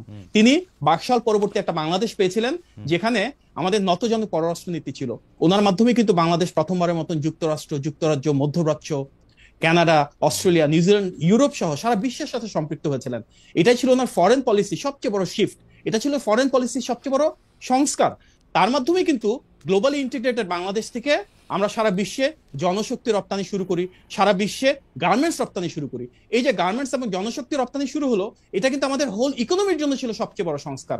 আমরা খাল খনন কর্মসূচির কথা চিন্তা করি, আমাদের নারীদের জন্য আলাদা মন্ত্রণালয়, যুবকদের জন্য আলাদা মন্ত্রণালয়, নারীদের সরকারি কর্মসূচিতে অংশগ্রহণ, সরকারি চাকরিতে অংশগ্রহণ, মানে পুলিশে অংশগ্রহণ। আমি একটু বলি ভাই, ডক্টর আমিন, আপনি তো এইগুলি বললে তো মনে করেন আপনি বলেই যেতে পারবেন, কিন্তু ঘটনা হচ্ছে যে আমি আসলে ঠিক কনটেক্সটটা বুঝতে পারছি না। বিএনপি অনেক ভালো কাজ করছে, এটা আমি ধরে নিই, আমি একদম একমত। আপনি যদি একটু কনটেক্সটটা একটু আগান, সবচেয়ে ভালো দল বিএনপি, সবচেয়ে বড় সংস্কারবাদী দল বিএনপি, কিন্তু ৭০ অনুচ্ছেদ আপনারা মানেন না কেন? সংস্কারের ক্ষেত্রে আপনাদের এখনকার সংস্কার আপত্তি কোথায়? দুইবার এটা মানেন না কেন? সেগুলি যদি একটু বলতেন। সেটাই বলছি যে এই প্রত্যেকটা সংস্কার কাজ, এমনকি দেশনেত্রী বেগম খালেদা জিয়ার সময় বাংলাদেশের সবচেয়ে বেশি ডিরেগুলেশন হয়েছিল, প্রাইভেটাইজেশন হয়েছিল, ইকোনমিক লিবারালাইজেশন হয়েছিল। এই সংস্কার কাজগুলো কেন সফল হয়েছিল? কারণ এই প্রত্যেকটা সংস্কার কাজ জনগণের ম্যান্ডেট নিয়ে নির্বাচিত সরকার করেছিল। তো বাংলাদেশের ইতিহাসে বড় বড় সংস্কারগুলো বিএনপি করতে পেরেছিল কারণ জনগণের সম্পৃক্ততা ছিল, জনগণের সমর্থন ছিল। আমরা যখনই সংস্কার এবং নির্বাচনকে মুখোমুখি দাঁড় করাবো, এটা কিন্তু উদ্দেশ্যে প্রণোদিত। সংস্কার এবং নির্বাচন দুটোই চলমান প্রক্রিয়া, এটা কোনোটার সাথে কোনোটা সাংঘর্ষিক না, সম্পর্ক একটা জায়গায়। সেটা হচ্ছে একটা নির্বাচিত সরকার জনগণের দ্বারা ক্ষমতায়িত হয়ে জনগণের ম্যান্ডেট নিয়ে সেই সংস্কারগুলো বাস্তবায়ন করবে। আমাদের ইতিহাস এবং ঐতিহ্যের কথা এ কারণেই বলছি, আজকে আমরা যে বাংলাদেশে আছি, স্বাধীনতা, সার্বভৌমত্ব, জাতীয়তাবাদ, এই প্রত্যেকটার ভিত্তি কিন্তু বিএনপির জনসম্পৃক্ত পূর্ববর্তী সরকার দ্বারা প্রতিষ্ঠিত হয়েছিল। সেই ধারাবাহিকতায় আজকের বাংলাদেশেও আমরা মনে করি সংস্কারের প্রধান প্রস্তাবক আমরা। আপনি আর্টিকেল 70-র কথা বলছেন, মানে আপনারা প্রস্তাবক, আপনারা এসেই করবেন, অন্য কেউ করলে আপনারা মানবেন না, তাই তো? জনগণ মানে কি? বিএনপি তো জনগণ। এখন যদি এনসিপি মানে, জামায়াত ইসলামী মানে, বিএনপি তো জনগণ, আর আওয়ামী লীগ বাদ রইল। আওয়ামী লীগের তো আমরা নিচ্ছি না খেলায়। আমরা যারাই জনগণের ভোটে নির্বাচিত হয়ে আসবেন, আমরা শতভাগ সমর্থন তাদেরকে দিব, তবে অবশ্যই জনগণের ভোটে নির্বাচিত হয়েছে। মানে তার আগে জনগণের ভোটের আগে আপনারা এটা মানবেন না, তাই তো? না, মানবো না কথাটা তা না, মানবো না কেন, মানবেন না তো বলতেছেন তো মানবেন না আপনারা তো। ওই যে সংস্কারের ক্ষেত্রে খুবই ইন্টারেস্টিং, আমি দেখতেছিলাম, আমার ধারণা ছিল যে সংস্কারগুলি নিয়ে আপনাদের সাথে এনসিপির, ধরেন এনসিপির সাথে আপনাদের বা জামাতের সাথে আপনাদের যেগুলি নিয়ে আপনাদের মতদ্বৈত হচ্ছে, আপনাদের 31 দফা পরে আমার ধারণা ছিল যে এইগুলির ব্যাপারে আপনারা আরো বেশি করে রাজি হবেন। জীবনে 2বারের বেশি প্রধানমন্ত্রী না হওয়া, রাষ্ট্রপতি প্রধানমন্ত্রী সংসদের ব্যাপার 4 বছর নির্ধারণের সুপারিশ করা, উচ্চকক্ষের 100 সদস্য নির্বাচিত হবেন মানে দলগুলির সারা দেশে প্রাপ্ত ভোটের অনুপাতে, এইটার মানে নারী প্রার্থী নির্বাচনের ক্ষেত্রে এটার মধ্যে আবার আপত্তি আছে, নারী প্রার্থীর ক্ষেত্রে শুধু নারী প্রার্থী দিতে হবে, এই মানে ডাইরেক্ট ভোটের ক্ষেত্রে এটা আমি আপত্তি করতেই পারি। কিন্তু এই যে ফান্ডামেন্টাল কয়েকটা জিনিস 70 অনুচ্ছেদ, এগুলির ব্যাপারে আপনারা মানে আপত্তি জানাবেন, এটা আমরা মানে আমি 31 দফা পয়রা এটা বুঝি নাই। খালেদ ভাই, আপনার মনে হয় কিছুটা অপব্যাখ্যা বা অজ্ঞতা, আমি জানি না, আমি সরি টু সে। আচ্ছা, না মনে অপব্যাখ্যা দিতেছি, মনে আপনি সুন্দর ব্যাখ্যা দেন। দ্বিমত নাই ভাই, দ্বিমত নাই ভাই, আমরাই তো প্রথম বলেছিলাম হয়তো পদ্ধতিগতভাবে কিছুটা ভিন্নতা আছে। এই ভিন্নতা মানে আমরা চাচ্ছি জিনিসটা কিন্তু তা না, কারণ আমাদের যে 31 দফা আজকে বাংলাদেশে প্রতিটি প্রস্তাবনা সে 31 দফা থেকে কিন্তু অনুসারিত হয়েছে, তার উপর ভিত্তি করে করা হয়েছে। হতে পারে এখানে মেথডিক্যাল কিছু মাইনর ডিফারেন্স রয়েছে, কারণ আমরা সেভাবে প্রস্তাবনাগুলো দিয়েছি যেটা টেকসই হয়, যেটা সত্যিকার অর্থে বাস্তবতা সমৃদ্ধ হয়। এমন কোনো কিছু কিন্তু রাষ্ট্র পরিচালনা হওয়া উচিত না যেটা পৃথিবীর কোথাও হয় নাই, যেটা চেক এন্ড ব্যালেন্সে ট্রায়াল হবে।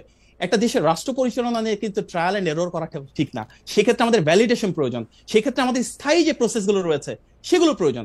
বিশ্বের কোনো দেশে যেটা হয় নাই, এই ধরনের একটা স্ট্রাকচার যদি বাংলাদেশে প্রপোজ করা হয়, তার কার্যকারিতা কতটা হবে সেটা বাস্তবতা বিবর্জিত হতে পারে। এই কারণেই কিন্তু আমরা চাই সংস্কারের সাথে গুরুত্বপূর্ণ একটা জিনিস, এটা বাস্তবতা সম্পন্ন হতে হবে, এটা টেকসই হতে হবে, এবং অবশ্যই এটা জনগণের ম্যান্ডেটের মাধ্যমে আসতে হবে। ওকে, এমনিতে আমার মনে হয় যে আপনার বক্তব্য পরিষ্কার, কারণ আমি যতবারই বলি আপনি আপনার বক্তব্যে একদমই মানে মানে আপনার বক্তব্যের পক্ষেই আপনি যুক্তি দিচ্ছেন যে আসলে এটা বাস্তবতা বিবর্জিত কিনা। কিন্তু আমি এক লাইন, বেশি না ডক্টর, আমি না এক লাইনের মানে 1 মিনিটে আমি আসলে একটু বুঝতে চাই যে এই যে ধরেন আপনাদের 31 দফায় ছিল পরপর 2 টার্মের অতিরিক্ত কেউ প্রধানমন্ত্রীর দায়িত্ব পালন করতে পারবেন না, পরপর 2 টার্মের অতিরিক্ত। মূল যে সংস্কারের প্রস্তাবে আমার স্যার প্রফেসর আলী রিয়াজ যেটা বলতেছেন সেইটা আমি এক লাইনে আনলে জীবনে 2বারের বেশি প্রধানমন্ত্রী হতে পারবেন না। আপনি এই 2টার মধ্যে মানে সম্ভাব্য অসম্ভাব্যতার বিবেচনায় মানে একটু আমাদের বলবেন যে এটা কি আসলে পার্থক্যটা কি? আমি ডক্টর আমিন আপনাকে বলি, আমি 31 দফা পইরাও কিন্তু আমার কাছে মনে হয়েছিল যে বিএনপি চায় 2 টার্মের বেশি কেউ প্রধানমন্ত্রী থাকবে না। এই পরপরটা আমি খেয়ালই করি নাই আসলে। পরপর আপনারা যখন বলছেন যে এটা মানি না, তখন আমি খেয়াল করছি যে আরে বিএনপি তো মানে না। আমরা মানি না বলি, আমরা বলছি যে এই সিদ্ধান্তটা জনগণের, কারণ একটা গণতান্ত্রিক ব্যবস্থা মানে কি, গণতান্ত্রিক ব্যবস্থা হচ্ছে জনগণের কাছে ছেড়ে দিতে হবে। যেটা আমি বলছিলাম পৃথিবী আপনার লাগে আমি পারবো না, ইউ আর টু স্মার্ট। আমি রনে ভঙ্গ দিলাম যে আপনি ওই কথাই আপনি বলতেছেন যে জনগণ, আচ্ছা ঠিক আছে বুঝছি না। দেখুন ভাই, একটা গণতন্ত্রের সংজ্ঞা কি? গণতন্ত্রের সংজ্ঞা হচ্ছে দেশের মানুষের উপর সিদ্ধান্তভার ছেড়ে দিতে হবে, ওনারা কি চান।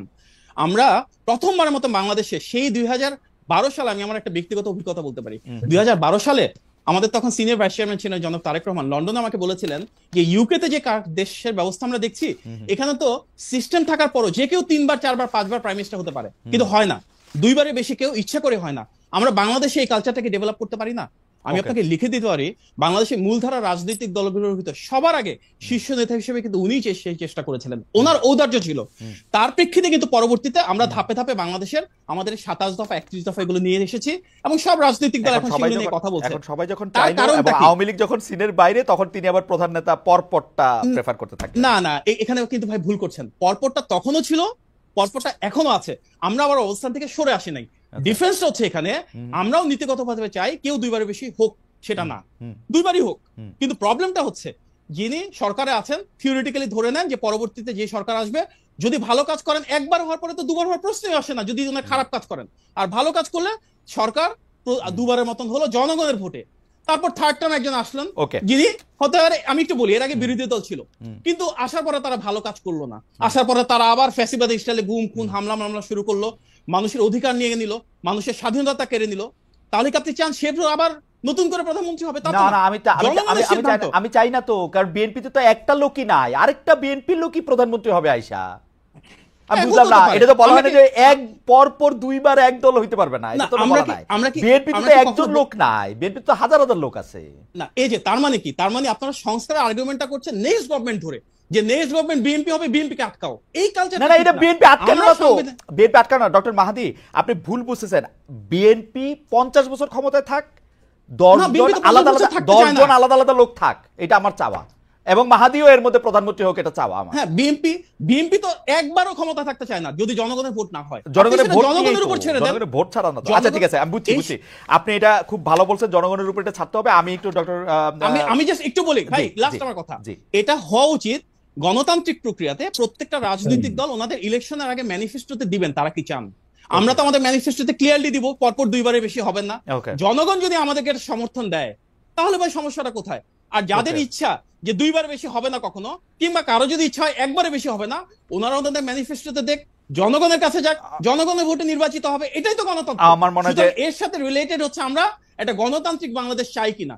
যদি গণতান্ত্রিক বাংলাদেশ চাই, জনগণের উপর ছেড়ে দিতে হবে। ডক্টর মাহদি আমিন, আপনাকে ধন্যবাদ। আমি দর্শকদের একটা জরিপ চালিয়েছিলাম জনাব নাসিরউদ্দিন পাটোয়ারির কাছে আসার আগ পর্যন্ত, যে সেটি হচ্ছে যে ডিসেম্বরে জাতীয় নির্বাচন এমন দাবি রেখে বিভিন্ন দলের সঙ্গে বৈঠক করছে বিএনপি। প্রিয় দর্শক, এই উদ্যোগ সমর্থন করেন কিনা? এই উদ্যোগ সমর্থন করছে 23% দর্শক, সমর্থন করছে না 77% দর্শক, 61,000 দর্শক ভোট দিয়েছেন।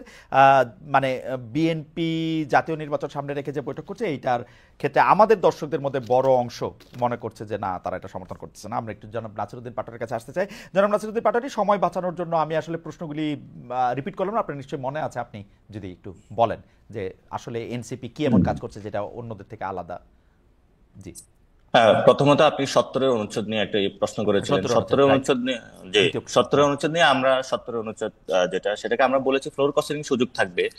প্রথম আলো যে নিউজটা করেছিল সেখানে বলেছিল যে 70 অনুচ্ছেদ আমরা বাতিলের পক্ষে না, কিন্তু আমরা সেখানে বলেছি 70 অনুচ্ছেদ বাতিল হতে পারে, এবং সেখানে অর্থ বিলের যে জায়গাটা, সেই জায়গাটায় আমরা রিজার্ভেশন দিয়েছি। কারণ অর্থ বিলের জায়গায় রিজার্ভেশন এই জন্য দিয়েছি যাতে কোনো ফাইন্যান্সিয়াল ক্রাইসিস না হয়। কিন্তু মোটা দাগে আমরা 70 যে অনুচ্ছেদটা বিএনপি যে কথাটা বলে থাকে, যারা পাটোয়ারি, আমার মনে হয় যে অর্থ বিলটা আপনার আবার একটু দেখা দরকার। সরকারি বিল মানেই অর্থ বিল, যেটার সাথে অর্থের লেনদেনের কথা আছে। মানে সরকার কোনো একটা কাজ করলে, যেমন ধরেন যদি সরকার এখন একটা আমার মতো গরিব মানুষের একটা বাড়ি দিয়ে দেয়, এরকম আমাদের মতো গরিব মানুষদের জন্য বাড়ি দিতে থাকে, এই সিদ্ধান্তটা অর্থ বিল। মানে সরকার যাই করবে সেটার সাথে অর্থের কোনো না কোনো রকম একটা সম্পর্ক আছে, সেটাই অর্থ বিল। অর্থ বিল ছাড়া কোনো সরকারি বিল হয় না আর কি, সবই অর্থ বিল। তো আপনি যদি অর্থ বিলের ক্ষেত্রে আপনি বাধা দেন, সরকার থেকে দেওয়া কোন বিলেরই বিরোধিতা 70 অনুচ্ছেদে করা সম্ভব হবে। আমরা যে 70 যে অনুচ্ছেদটা নিয়ে আসা হয়েছে, প্রধানমন্ত্রীর সেখানে হলো দলীয় যারা সদস্য রয়েছে তারা কি কথা বলতে পারবে, স্বাধীনতাটা আছে নাকি নাই। আমরা বলি যে তাদের স্বাধীনতা, সেই স্বাধীনতাটা থাকবে। এবং অন্যান্য যে রাষ্ট্রীয় বিষয়গুলো, সেখানে যদি সবাই সংসদে একই সাথে হই হুল্লা শুরু করে, তখন কিন্তু রাষ্ট্র ডিসফাংশন হয়ে যাবে। ওই জায়গাতে ঠিক আছে, কিন্তু যিনি প্রধানমন্ত্রী হবেন তার যে দলীয় সদস্যরা রয়েছে অথবা মেম্বার পার্লামেন্ট রয়েছে, তারা কি কথা বলার সেই স্বাধীনতাটা থাকবে? আমরা বলি সে অবশ্যই থাকবে এবং সে কথা বলতে পারবে। এটা হলো একটা কথা। দ্বিতীয়ত, আপনি যে বলেছেন যে অনেকেই গাড়ি বহর নিয়ে এলাকা গিয়েছে, সেখানে আমাদেরই দলীয় ফোরামের আরেকজন সদস্য সেই বিষয়ে হলো বলেছে যে আমরা কিন্তু এটাকে সাপোর্ট করি না, নয়া বন্দোবস্তে আমরা এগুলা চাই না। তো আমি যদি সাথে সাথে আমার একটা ছোট্ট এক্সপিরিয়েন্স আপনাকে বলি, আমি বাড়িতে গিয়েছি, একদম বাবা মায়ের সাথে গ্রামে ঈদ পালন করেছি। সেখানে আমি যে পরিস্থিতিটা দেখেছি, আপনাকে এই যে দর্শকদের মাধ্যমে পুরো বিশ্ববাসীকে আমি এটা জানাতে চাচ্ছি। এক নম্বর হলো শহীদ ফ্যামিলিতে গিয়েছি, এবং উনি বিএনপির একজন নেতৃত্বে ছিলেন।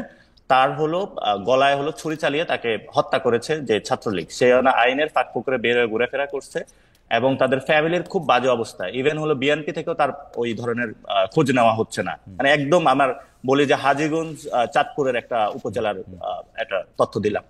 2 নম্বরে হলো যারা সেখানে বিএনপির এমপি ক্যান্ডিডেট, তারা সেখানে গেলে দিলাম পার্ক বানিয়ে হলো হই হুল্লাড়ে ব্যস্ত, এবং সেখানে যে জনগণের যে বেসিক নিড, জনগণের কাছে যাওয়া, কেউ ওইভাবে হলো যাচ্ছে না।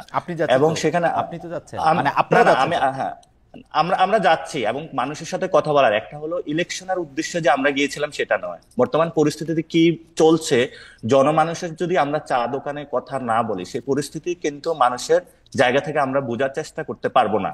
এবং সেখানে আমরা যখন একদম প্রান্তিক লেভেলে গ্রামে গিয়ে কথা বলেছি, সেখানে আমরা দেখেছি মানুষের ক্ষেত্রে যখন সার্টিফিকেট এখনো অ্যাপ্রুভ করতে যায়, সেখানে কিন্তু যারা আগের টার্মের আওয়ামী লীগের এখনো কিন্তু লোকাল গভর্নমেন্টের তারা রয়ে গিয়েছে, এবং তাদের নিয়ে স্থানীয় যিনি সংসদ সদস্য, মানে ভবিষ্যতে যে কোনো দলের বড় দলের আসবেন, তারা কিন্তু প্রতিনিয়ত মিটিং করছেন।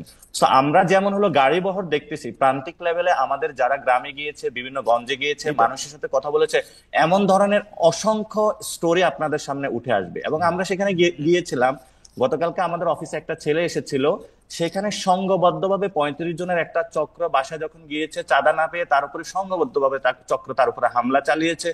তার স্ত্রীর বাচ্চা ছিল গাড়িতে, গলার চেইনটা কেড়ে নেওয়া হয়েছে, এবং বাচ্চা যখন গাড়িতে ছিল বলছে গাড়ি পেট্রোল দিয়ে জ্বালিয়ে দিবে। সে গতকালকে অফিসে এসে লিটারালি, এগুলো তো আপনাদের জন্য সুখবর, আপনারা তো এর না সুফল পাবেন, মানে এটাতে আপনারা তো না খারাপ হচ্ছে না। আমরা একটা যে সুফল পাবো, কিন্তু স্টেট লেভেলে যখন একটি দল কেন্দ্রিক এইসব ব্যবস্থা থাকে, তখন গিয়ে আপনি যখন আইন শৃঙ্খলার কথা বলবেন, তখন এটা একটু টাফ সিচুয়েশনের মধ্যে পড়তে হয়।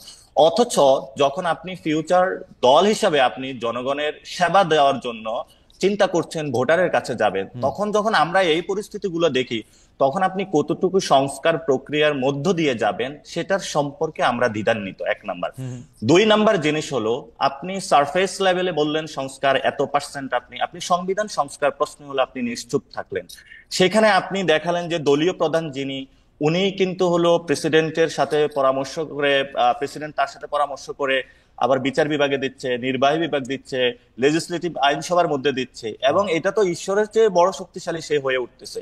তো আপনি যখন ওয়েস্টমিনিস্টারের কথা বলেন, সেখানে তার কতগুলো বাউন্ডারি, কিন্তু আপনি কি বাংলাদেশের রাজনৈতিক বাস্তবতা, জনাব নাসিরউদ্দিন পাটোয়ারি, আপনি কি বাংলাদেশের রাজনৈতিক বাস্তবতা জানেন? বাংলাদেশের রাজনীতিতে যদি নানামুখী ক্ষমতার কেন্দ্র তৈরি হয়, তাহলে বাংলাদেশের এই সরকার চালানো যে বহুমুখী অসুবিধার মধ্যে ডক্টর ইউনূস এখন পড়তেছেন, তার প্রতি শ্রদ্ধা রেখেই বলতেছি যে নানা রকম ক্ষমতার কেন্দ্র তৈরি হতে, ওই রকম ক্ষমতার কেন্দ্র তৈরি হতে বাংলাদেশের মতো একটা দেশ চালানো কিন্তু আসলে ইটস নট দ্যাট ইজি। এটা আপনি একটা এক ধরনের ইউটোপিয়ান চিন্তা ভাবনা, কিন্তু এটা এটা এটা এটা আসলে অনেক বক্তব্য দেওয়ার কারণে, বড় বড় অনেক সাপোর্টার বেস কথা বলার কারণে অনেকের কাছে এগুলো ইউটোপিয়ান চিন্তা মনে হয়। কিন্তু আমরা বলতেছি না যে আপনার সবগুলো আপনি 10 জনকে 10টা দিয়ে দেন, আমরা তো এটা বলতেছি না। আপনি ব্যালেন্স অফ পাওয়ার করেন, আপনার জবাবদিহিতার জায়গাটা কোথায়? আপনি সংসদে যখন যাচ্ছেন তখনও জবাবদিহিতা নেই, বিচারালয়ে যাচ্ছেন জবাবদিহিতা নেই, আপনি যখন নির্বাহী বিভাগে, আপনি আমাকে এক্স্যাক্টলি বলেন তো ডক্টর ইউনূসের জবাবদিহি কার কাছে আছে? আপনার যে ডক্টর ইউনূস সরকারটারে প্রলং করতেছেন, এইটার জবাবদিহি কার কাছে আছে? না, এটা আমি স্ট্রংলি বিরোধিতা করি, কারণ আমরা ডক্টর ইউনূসের সরকারকে প্রলঙ্গিত করার কোনো ইচ্ছাও আমাদের নাই। ঠিক আগের বক্তব্যে আপনার বক্তব্যের সারাংশই তাই ছিল যে উনি যেভাবে দেশ চালাচ্ছেন, উনি যেই উদাহরণগুলি সৃষ্টি করছেন, উনি যেভাবে এটা করছেন, আপনি বলতেছেন না, কিন্তু উনি কার কাছে? উনি ভারতীয় প্রধানমন্ত্রীর সাথে যে দেখা করার জন্য এত ডেসপারেট হয়ে তার সাথে দেখা করলেন, সেইটাই বা উনি কার কাছে জিজ্ঞেস করছেন? চীনে গিয়ে উনি কারে কি কি বলবেন টলবেন, সেইটাই বা কোথায় আলোচনা করছেন? হ্যাঁ, সেটাই যে আপনি যখন বললেন যে আমার বক্তব্যের সারাংশ আসতেছে যে ডক্টর ইউনূস প্রলঙ্গিত, কিন্তু সেখানে আমরা বলছিলাম যে 1000 যারা শহীদ হয়েছিল, আমরা যারা মাঠে লড়াই করেছিলাম, আমরা বলেছিলাম ডেমোক্রেটিক একটি প্রক্রিয়ার মধ্যে দেওয়ার জন্য। ডেমোক্রেটিক প্রক্রিয়ার মধ্যে যখন আমি এই কথাটা বলতেছি, তখন আমরা এই কথার সাথে কিন্তু সাংঘর্ষিক ডক্টর ইউনূসকে প্রলঙ্গিত করা, ফলত আমরা ডক্টর ইউনূস কতদিন থাকবে সেই বিষয় বা প্রলঙ্গিত করা এই বিষয়ের সাথে আমরা একমত নয়। আমরা বলেছি ডেমোক্রেটিক একটা প্রক্রিয়ার মধ্যে যাওয়া, একটা সিস্টেম ডেভেলপ করা বা একটা সংস্কার প্রক্রিয়া জায়গা, যেখানে জনগণের কাছে জবাবদিহিতা থাকবে। সেকেন্ড যে আপনি বললেন যে ইউনূস স্যার হলো, তাহলে সেখানে ইউনূস স্যার যখন আসলেন তখনই কিন্তু মির্জা ফখরুল একটা স্টেটমেন্ট দিয়েছিল, এবং বিভিন্ন দল স্টেটমেন্ট ছিল, এটা জনগণের একটি কল্যাণ বয়ে আনবে। এবং যখন চায়নাতে উনি সফর করেছিলেন, সেখানে ইকোনমিক সিচুয়েশন গুলা নিয়ে উনি সবার সাথে আলোচনা করেছেন, এবং সবাই সেটা কিন্তু একসাথে হলো তাকে সেই আশীর্বাদটা দিয়েছে এবং বলেছে যে আপনি এই কাজটা বাংলাদেশের জন্য ভালো কিছু বয়ে আনবে। এখন আমরা স্টেট লেভেলের যে জায়গায় ফ্যাক্ট বেসিসে আমাদের উপরে যদি কেউ নিপীড়ন চালিয়ে থাকে, সেখানে কিন্তু আমরা বিরোধিতা করি। দ্যাট ডাজন্ট মিন আমি কি ওয়ার্ল্ড স্টেজে থাকবো না, ওয়ার্ল্ড স্টেটে স্টেট পর্যায়ে কিন্তু সেই কথাগুলো থাকবে। এবং আপনি যখন আপনি যখন অ্যাকাউন্টেবিলিটির কথা বলতেছেন, তখন আমি বলতেছি যে ডক্টর ইউনূস সরকারের, মানে ব্যক্তি দিয়ে তো আমরা আসলে সরকারটাকে বিবেচনা করতে পারবো না। ডক্টর ইউনূস হইতে পারেন যে অনেক ভালো ডিপ্লোম্যাট, অনেক কিছু উনি বোঝেন, তো কিন্তু উনি কার কাছে জবাবদিহি করছেন বা এই ধরনের সরকারের পক্ষে কারো কাছে জবাবদিহি করা সম্ভব কিনা, আমি সেই জায়গাটা জানতে চাইতেছিলাম। না, এই ধরনের সরকারের কাছে যে জবাবদিহিতার জায়গাটা আপনি দেখেন, প্রথমত যেটা মাহাদি ভাইরা বলে থাকে যে একটি হলো জনগণের জায়গা থেকে জনগণ কিন্তু তাদের এক্সপ্রেস ভিউতে বিভিন্ন জায়গায় যায় না। এখন ধরেন ডক্টর ইউনূস একটি সিদ্ধান্ত নিচ্ছে যে ডিসেম্বরের মধ্যে উনি নির্বাচন দিবে, বা বিএনপি যে দলগুলোর সাথে বসতেছে। এখন আপনার এখানে কিন্তু আপনি একটা ভোটিং ব্যবস্থা চালু করে দিচ্ছেন, জনগণ কিন্তু এখানে তার মাধ্যমে সে রায়টা দিচ্ছে, অর্থাৎ সে যে ডক্টর ইউনূস যদি সিদ্ধান্ত নেয় ডিসেম্বরের মধ্যে নির্বাচন দিবে, তাহলে সে কিন্তু এখানে তার বিরুদ্ধে ভোট দিচ্ছে। ফলত এইভাবে অনেকগুলো ওয়েতে তারা কিন্তু তাদের ভিউজ গুলা তাদের এক্সপ্রেস করতেছে এবং তারা সেই জায়গাতে কিন্তু কাজ করতেছে। এখন আপনি কি চিন্তা করেন ডক্টর ইউনূস এমন যদি কালকে হলো দেশের স্বার্থ বিরোধী কোনো কাজ করে থাকে, জনগণ এখানে হলো মুখে আঙ্গুল চুষে বসে থাকবে? এটা থাকবে না কখনোই। ফলত আমরা এই জায়গাটায় বলি যে জনগণকে পাওয়ারফুল করা, যেখানে হলো একটি দলের যিনি প্রধান তার কাছে সকল, আপনি ভোট করলেন, ভোট নিয়ে আপনি ঘরের তালা বন্ধ করে ভিতরে এবার যা ইচ্ছা তা করতেছেন। আমরা মনে করি জনগণের সামনে যে এখন যে ট্রান্সপারেন্সি আছে, আপনি চিন্তা করেন কালকে ডক্টর ইউনূস, আপনি বলেন কালকে যদি ডক্টর ইউনূস একটি দেশ বিরোধী কোনো কাজ করে, উনি কি থাকবে নাকি থাকবে না? জনগণ তাকে থাকতে দিবে না, এই পরিস্থিতিটা এখন আছে। আমরা চাই, জানি না যে উনি দেশ বিরোধী কাজ করতেছেন না করতেছেন না, ওনার গভর্নমেন্ট স্বচ্ছ না তো। গভর্নমেন্ট স্বচ্ছ, সেই জায়গাটায় আমরা বলতেছি যে ওনার এক এক উপদেষ্টা এক এক রকম করে কথা বলে, মানে আমি ওনার এক এক উপদেষ্টা এক এক রকম করে কথা বলে। ডক্টর ইউনূসের মানে স্বাস্থ্য ক্ষেত্রে উনি কি করছে এই জবাবদি চাইলে আমি কার কাছে চাবো জবাবদি? স্বাস্থ্য উপদেষ্টা আমাদের কাছে কিছু বলে যে উনি কি করতেছে? আমাদেরকে আইন উপদেষ্টা আমাদেরকে নিয়মিত বলে। আইন উপদেষ্টাও কিছু বলে না, স্বাস্থ্য উপদেষ্টাও কিছু বলে না। তাহলে কে সেই ক্ষেত্রে গুরুত্বপূর্ণ জায়গায় বলে? স্বরাষ্ট্র উপদেষ্টা কেমন পাটোয়ারি? ভালো। আচ্ছা, তাহলে আপনি বলেন যে ডক্টর ইউনূস কি স্টেট?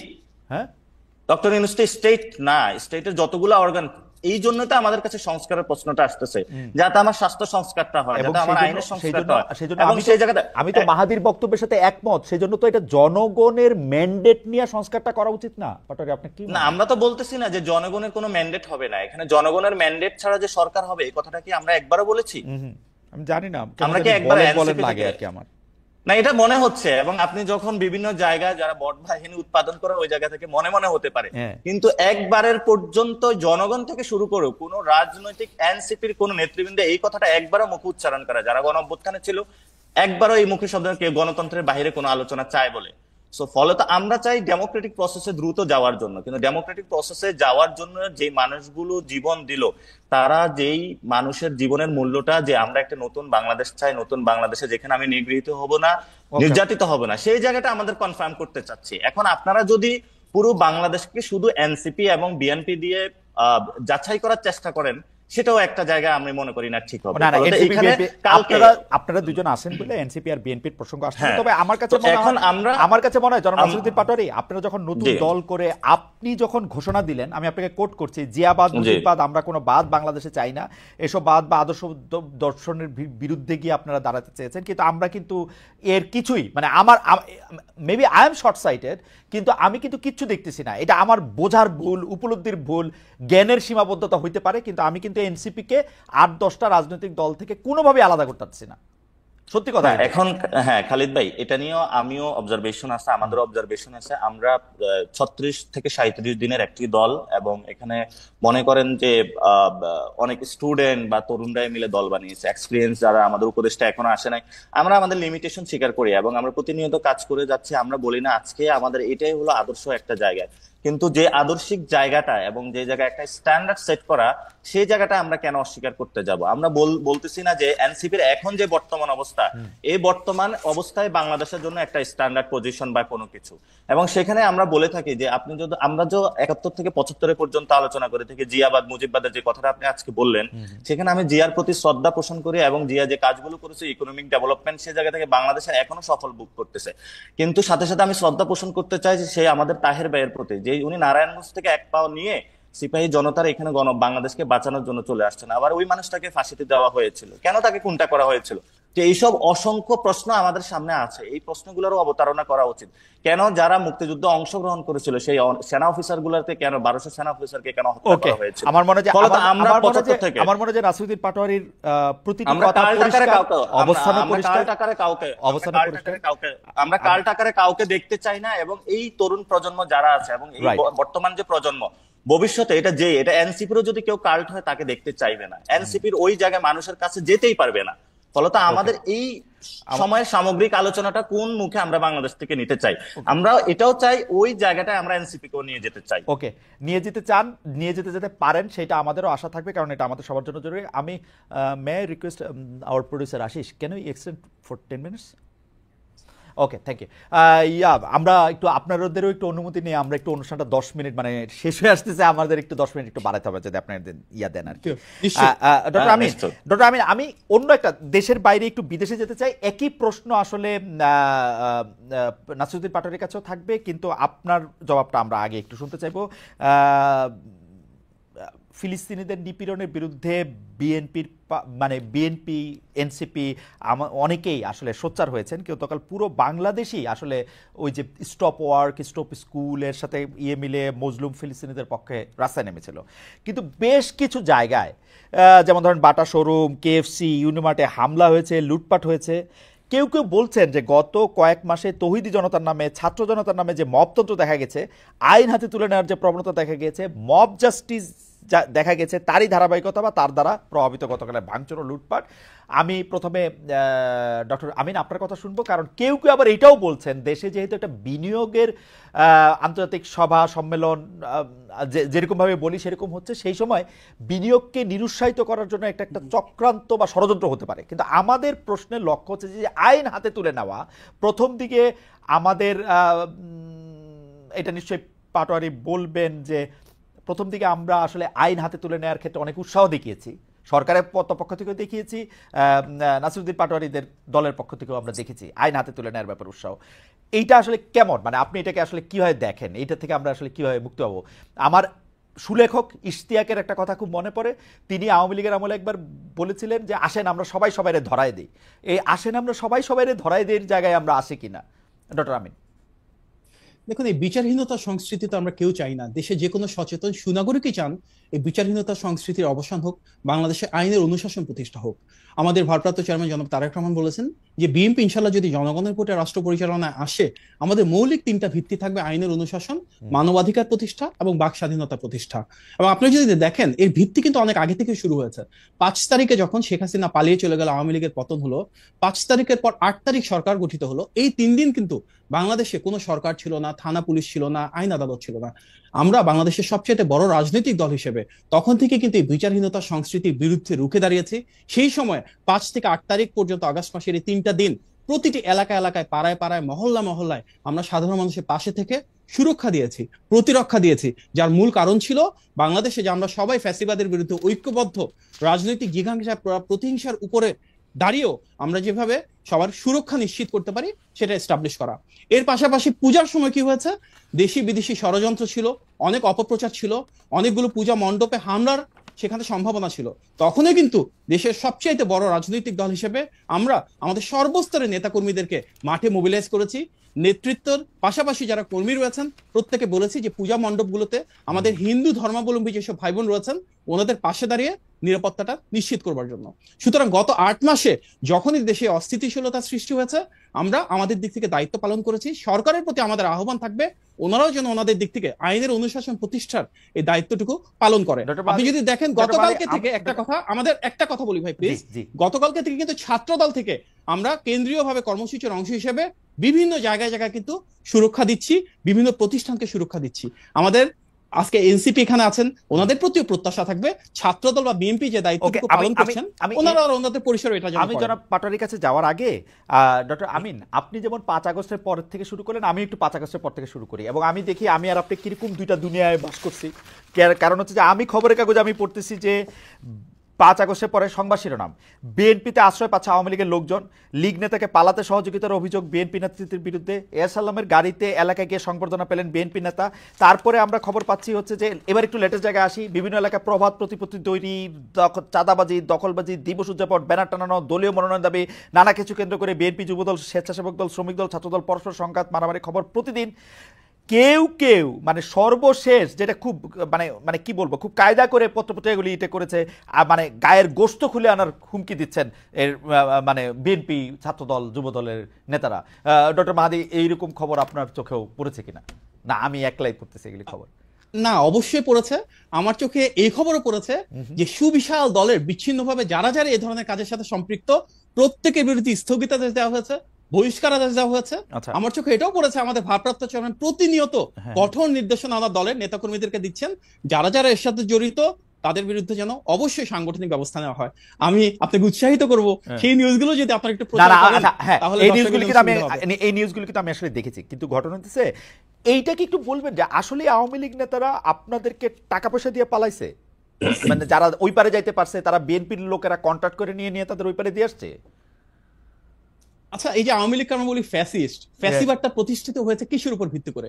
আমাদের বিএনপি নেতা টাকা নিয়ে শাস্তি দিলেন আমাদের রক্তের উপর দাঁড়িয়ে, এবং আমাদের সাংগঠনিক সিদ্ধান্ত রয়েছে যে কোনো মূল্যে আওয়ামী লীগের যারা এসব গুম খুনের সাথে জড়িত ছিল, যারা নৈরাজ্য, নাশকতা এবং মানবাধিকার লঙ্ঘন করেছে, তাদেরকে অবশ্যই বিচারের আওতায় আনতে হবে। আমাদের প্রশ্ন এখানে যে কিভাবে আওয়ামী লীগের এই শত শত মানুষ পালিয়ে চলে গেল, আইন শৃঙ্খলা বাহিনী তখন কি দায়িত্ব পালন করেছে? আমাদের প্রশ্ন এটাই যে এখনো 8 মাস পেরিয়ে গেল, কেন ফ্যাসিবাদের দোসরেরা রাষ্ট্রযন্ত্রের বিভিন্ন জায়গায় পদায়িত হচ্ছে? কেন তারা রাষ্ট্র কাঠামোতে এখনো বিভিন্ন জায়গায় রয়েছে? আমরা তো বারবার বলছি আইন শৃঙ্খলা বাহিনীর কথা। আমি শুনছি যে সকল পুলিশ যারা কি পজিশনে বসছেন বা প্রশাসক যারা হয়েছেন, correct me if I am রং, তারা সবাই বিএনপির পছন্দের বিএনপির লোক।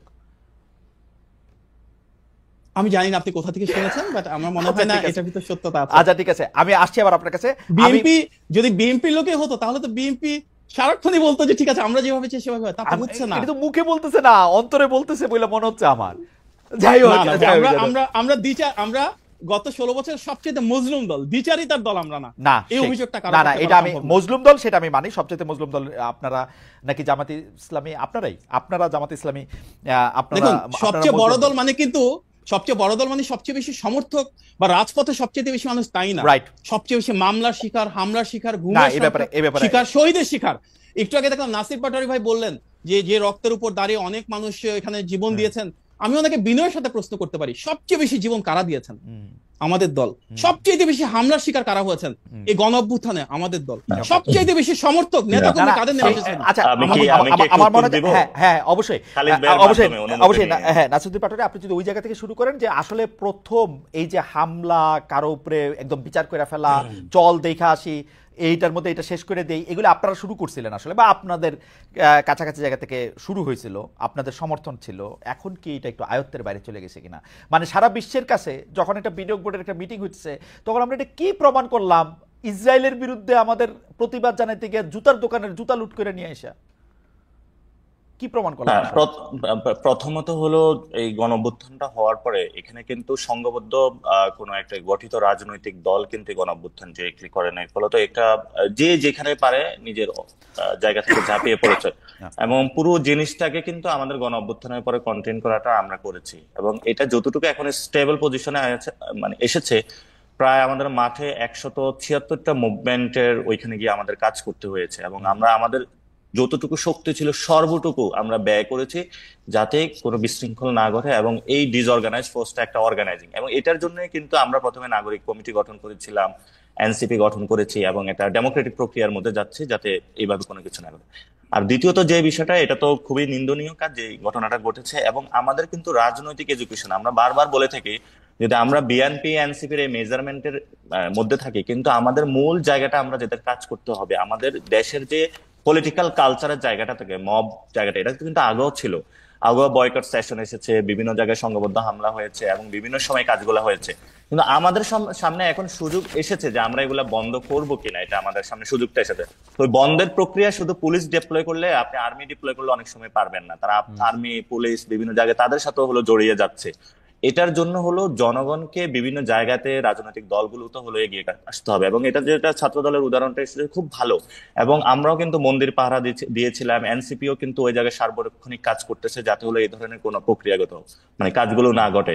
এবং ভবিষ্যতে এই ধরনের যখন প্রথম আলোতে হামলার কথা হয়েছিল, অনেকেই সেখানে গিয়েছিল, আমি নিজেই সেখানে যোগাযোগ করে গিয়েছি, এবং আমি তাদেরকে বলেছিলাম যে কোনো পরিস্থিতিতে আমরা প্রস্তুত আছি, কারণ যদি কারো বিরুদ্ধে সুনির্দিষ্ট কোনো অভিযোগ থাকে, সেটা আইন আছে, আদালত আছে, এবং আপনি সেখানে বলতে পারেন, কিন্তু এই ভিত্তিতে করা উচিত না। ফলে আমাদের সামগ্রিক সংস্কৃতিটা চেঞ্জ করতে হবে। এটা যদি আমরা করতে না পারি, তাহলে ভবিষ্যতে আপনি বিএনপি আসুক, যে কোনো দলে আসুক, একই সিস্টেম চলতে থাকবে। 1 নাম্বার। 2 নাম্বার জিনিসটা হলো, হ্যাঁ যেটা 2 নাম্বার হলো অর্থ বিলের যে বিষয়টা আপনি আমাকে সংশোধনী দিয়েছিলেন, আমার মনে হয় আপনারা আরেকটু রিভিউ করবেন, সেখানে কর আরোপ এবং আরো কিছু বিষয় আছে যেগুলো নিয়ে আমি আপনাকে পড়ে শোনাতে পারি অর্থ বিলের মধ্যে কি কি ইনক্লুডেড।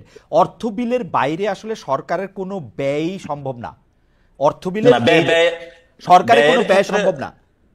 ব্যয়ের ক্ষেত্রে যেটা হলো আমরা কর আরোপ থেকে শুরু করে যে বড় বড় প্রক্রিয়াগুলোতে সেখানে আমরা চাইনি যে কোনো বাধাগ্রস্ত সৃষ্টি হোক বা নিজের স্বার্থের জন্য কেউ ফ্লোর ক্রস করুক, কিন্তু হলো স্বাধীনতার জন্য যে নিজের ভিউজ গুলা প্রকাশ করার জন্য সেখানে কিন্তু আমরা মতামত দিয়েছিলাম। মানে আর আপনারা লাস্ট অর্থ বিলের ব্যাপার তো আমি আবার বলি, সরকারি জি দলের সংসদ সদস্য বা সরকারি দলের মন্ত্রীরা যে বিল উত্থাপন করবেন সবগুলো অর্থ বিল হইতে বাধ্য, কারণ সেটার সাথে টাকা পয়সা সব, হ্যাঁ মানে আপনি টেকনিক্যালি আমি বলি আপনি এটা ছাপায় আনবেন তো তখনই এটার সাথে টাকা পয়সা ইনভলভ হয়ে যাবে। আপনি অর্থ বিল ছাড়া সরকার কোনো বিল আর করতে অর্থ পারবে না, বিল সবই অর্থ বিল। বিল করতে পারবে না, সবে সবই অর্থ অর্থ বিল, বিল। একটা হাউস অ্যালাউন্স থেকে হ্যাঁ, সবকিছু যখন অর্থ আপনি বিল, বলেন অর্থ কিন্তু বিল করতে পারবে না জি তখন হচ্ছে আসলে প্র্যাকটিক্যালি কিছু করতে পারবে না আর কি, মানে টেকনিক্যালি কিন্তু হলো তার ভিউজ গুলা এখন যেটা হয় আচ্ছা আমাদের মানে হলো দাঁড়ায় মানে থেকে একটা আপনাকে দলের একটু নিন্দামন্দ করতে বলেন পারবে যে আমাদের মন্ত্রী নাসিরউদ্দিন পাটোয়ারি এটা ভালো কাজ করে না, এগুলি বলতে পারবে, তাই তো? সেটা তো প্রধানমন্ত্রীর যে দলীয় ফোরামের বাইরে উনি যাইতে পারবে কিনা, সেখানে আমরা মনে করি স্বাধীনতা থাকবে এবং এটার কোনো যদি অর্থ বিলে আসে সবকিছু হয় সেখানে হলো তার সমালোচনা করা যায়, যেটা এখন নাই। আচ্ছা আমরা সেই মনে করি সেই সুযোগটা হলো ভবিষ্যতে থাকা উচিত। আচ্ছা ঠিক আছে। আর ভবিষ্যৎ বাংলাদেশের রূপরেখাতে আপনারা যে কথাটা বলেছিলেন যে এটা বিএনপি হোক আওয়ামী লীগ হোক যে কেউ হোক না কেন, ডক্টর ইউনূস সাহেব এখনো আছেন, ভবিষ্যতে যদি আমরা সংস্কৃতির ক্ষেত্রে চেঞ্জ না করতে পারি, আমরা কোন দল যে দলই বাংলাদেশে যত সুন্দর দল নিয়ে আসুক জনগণের সামগ্রিক জায়গা থেকে পরিবর্তন করতে হবে। আর আপনি যে নিউজগুলোর কথা বলেছেন আমিও প্র্যাকটিক্যালি গ্রামে দিয়ে গিয়ে দেখেছি, সামাজিক ভাবে আমাদের অনেক ও পরিবর্তন করতে আপনাদের হবে। নিউজগুলি তো বলি নাই, আপনাদের নিউজগুলি কি একটু বলবো? আপনাদের হ্যাঁ নিউজগুলি এটা কিন্তু হচ্ছে যে আরো মারাত্মক। আপনারা টেলিফোন করে চিফ জুডিশিয়াল ম্যাজিস্ট্রেটকে সরায় দেন যে না আপনার এখানে এরকম নিয়োগের জায়গা থেকে এটা করতে হবে। আপনারা প্রায় প্রতিটা উপজেলা এবং জেলা সরকারি কর্মকর্তাদের অফিসে এই যে ধরেন ছোটখাটো যে কোনো নিয়োগ এগুলির পাইলেই আপনারা ঝাঁপায় পড়েন। আপনারা প্রতিটা থানায় ফোন করেন, ফোন করে করে বলেন আমি সমন্বয় কুমুক। হয়তো নাসিরউদ্দিন পাটোয়ারির মতো অত বড় আচ্ছা খালেদ সমন্বয় ভাই ফোন করে না, আপনি কিন্তু না না এগুলি করে, খালেদ কিন্তু ভাই এগুলিও কিন্তু আমরা এটা পড়ি। হ্যাঁ এখানে অনেকগুলা ঘটনা ঘটছে, এটা অস্বীকার করার আমরা অস্বীকার করতেছি না, কিন্তু আপনি চিন্তা করেন যখন হলো প্রথমে মুভমেন্টটা হলো 158 জন সমন্বয়ক ছিল, প্রথমে এটা পুরো দেশে কিন্তু এটা বিস্তৃত ছিল না।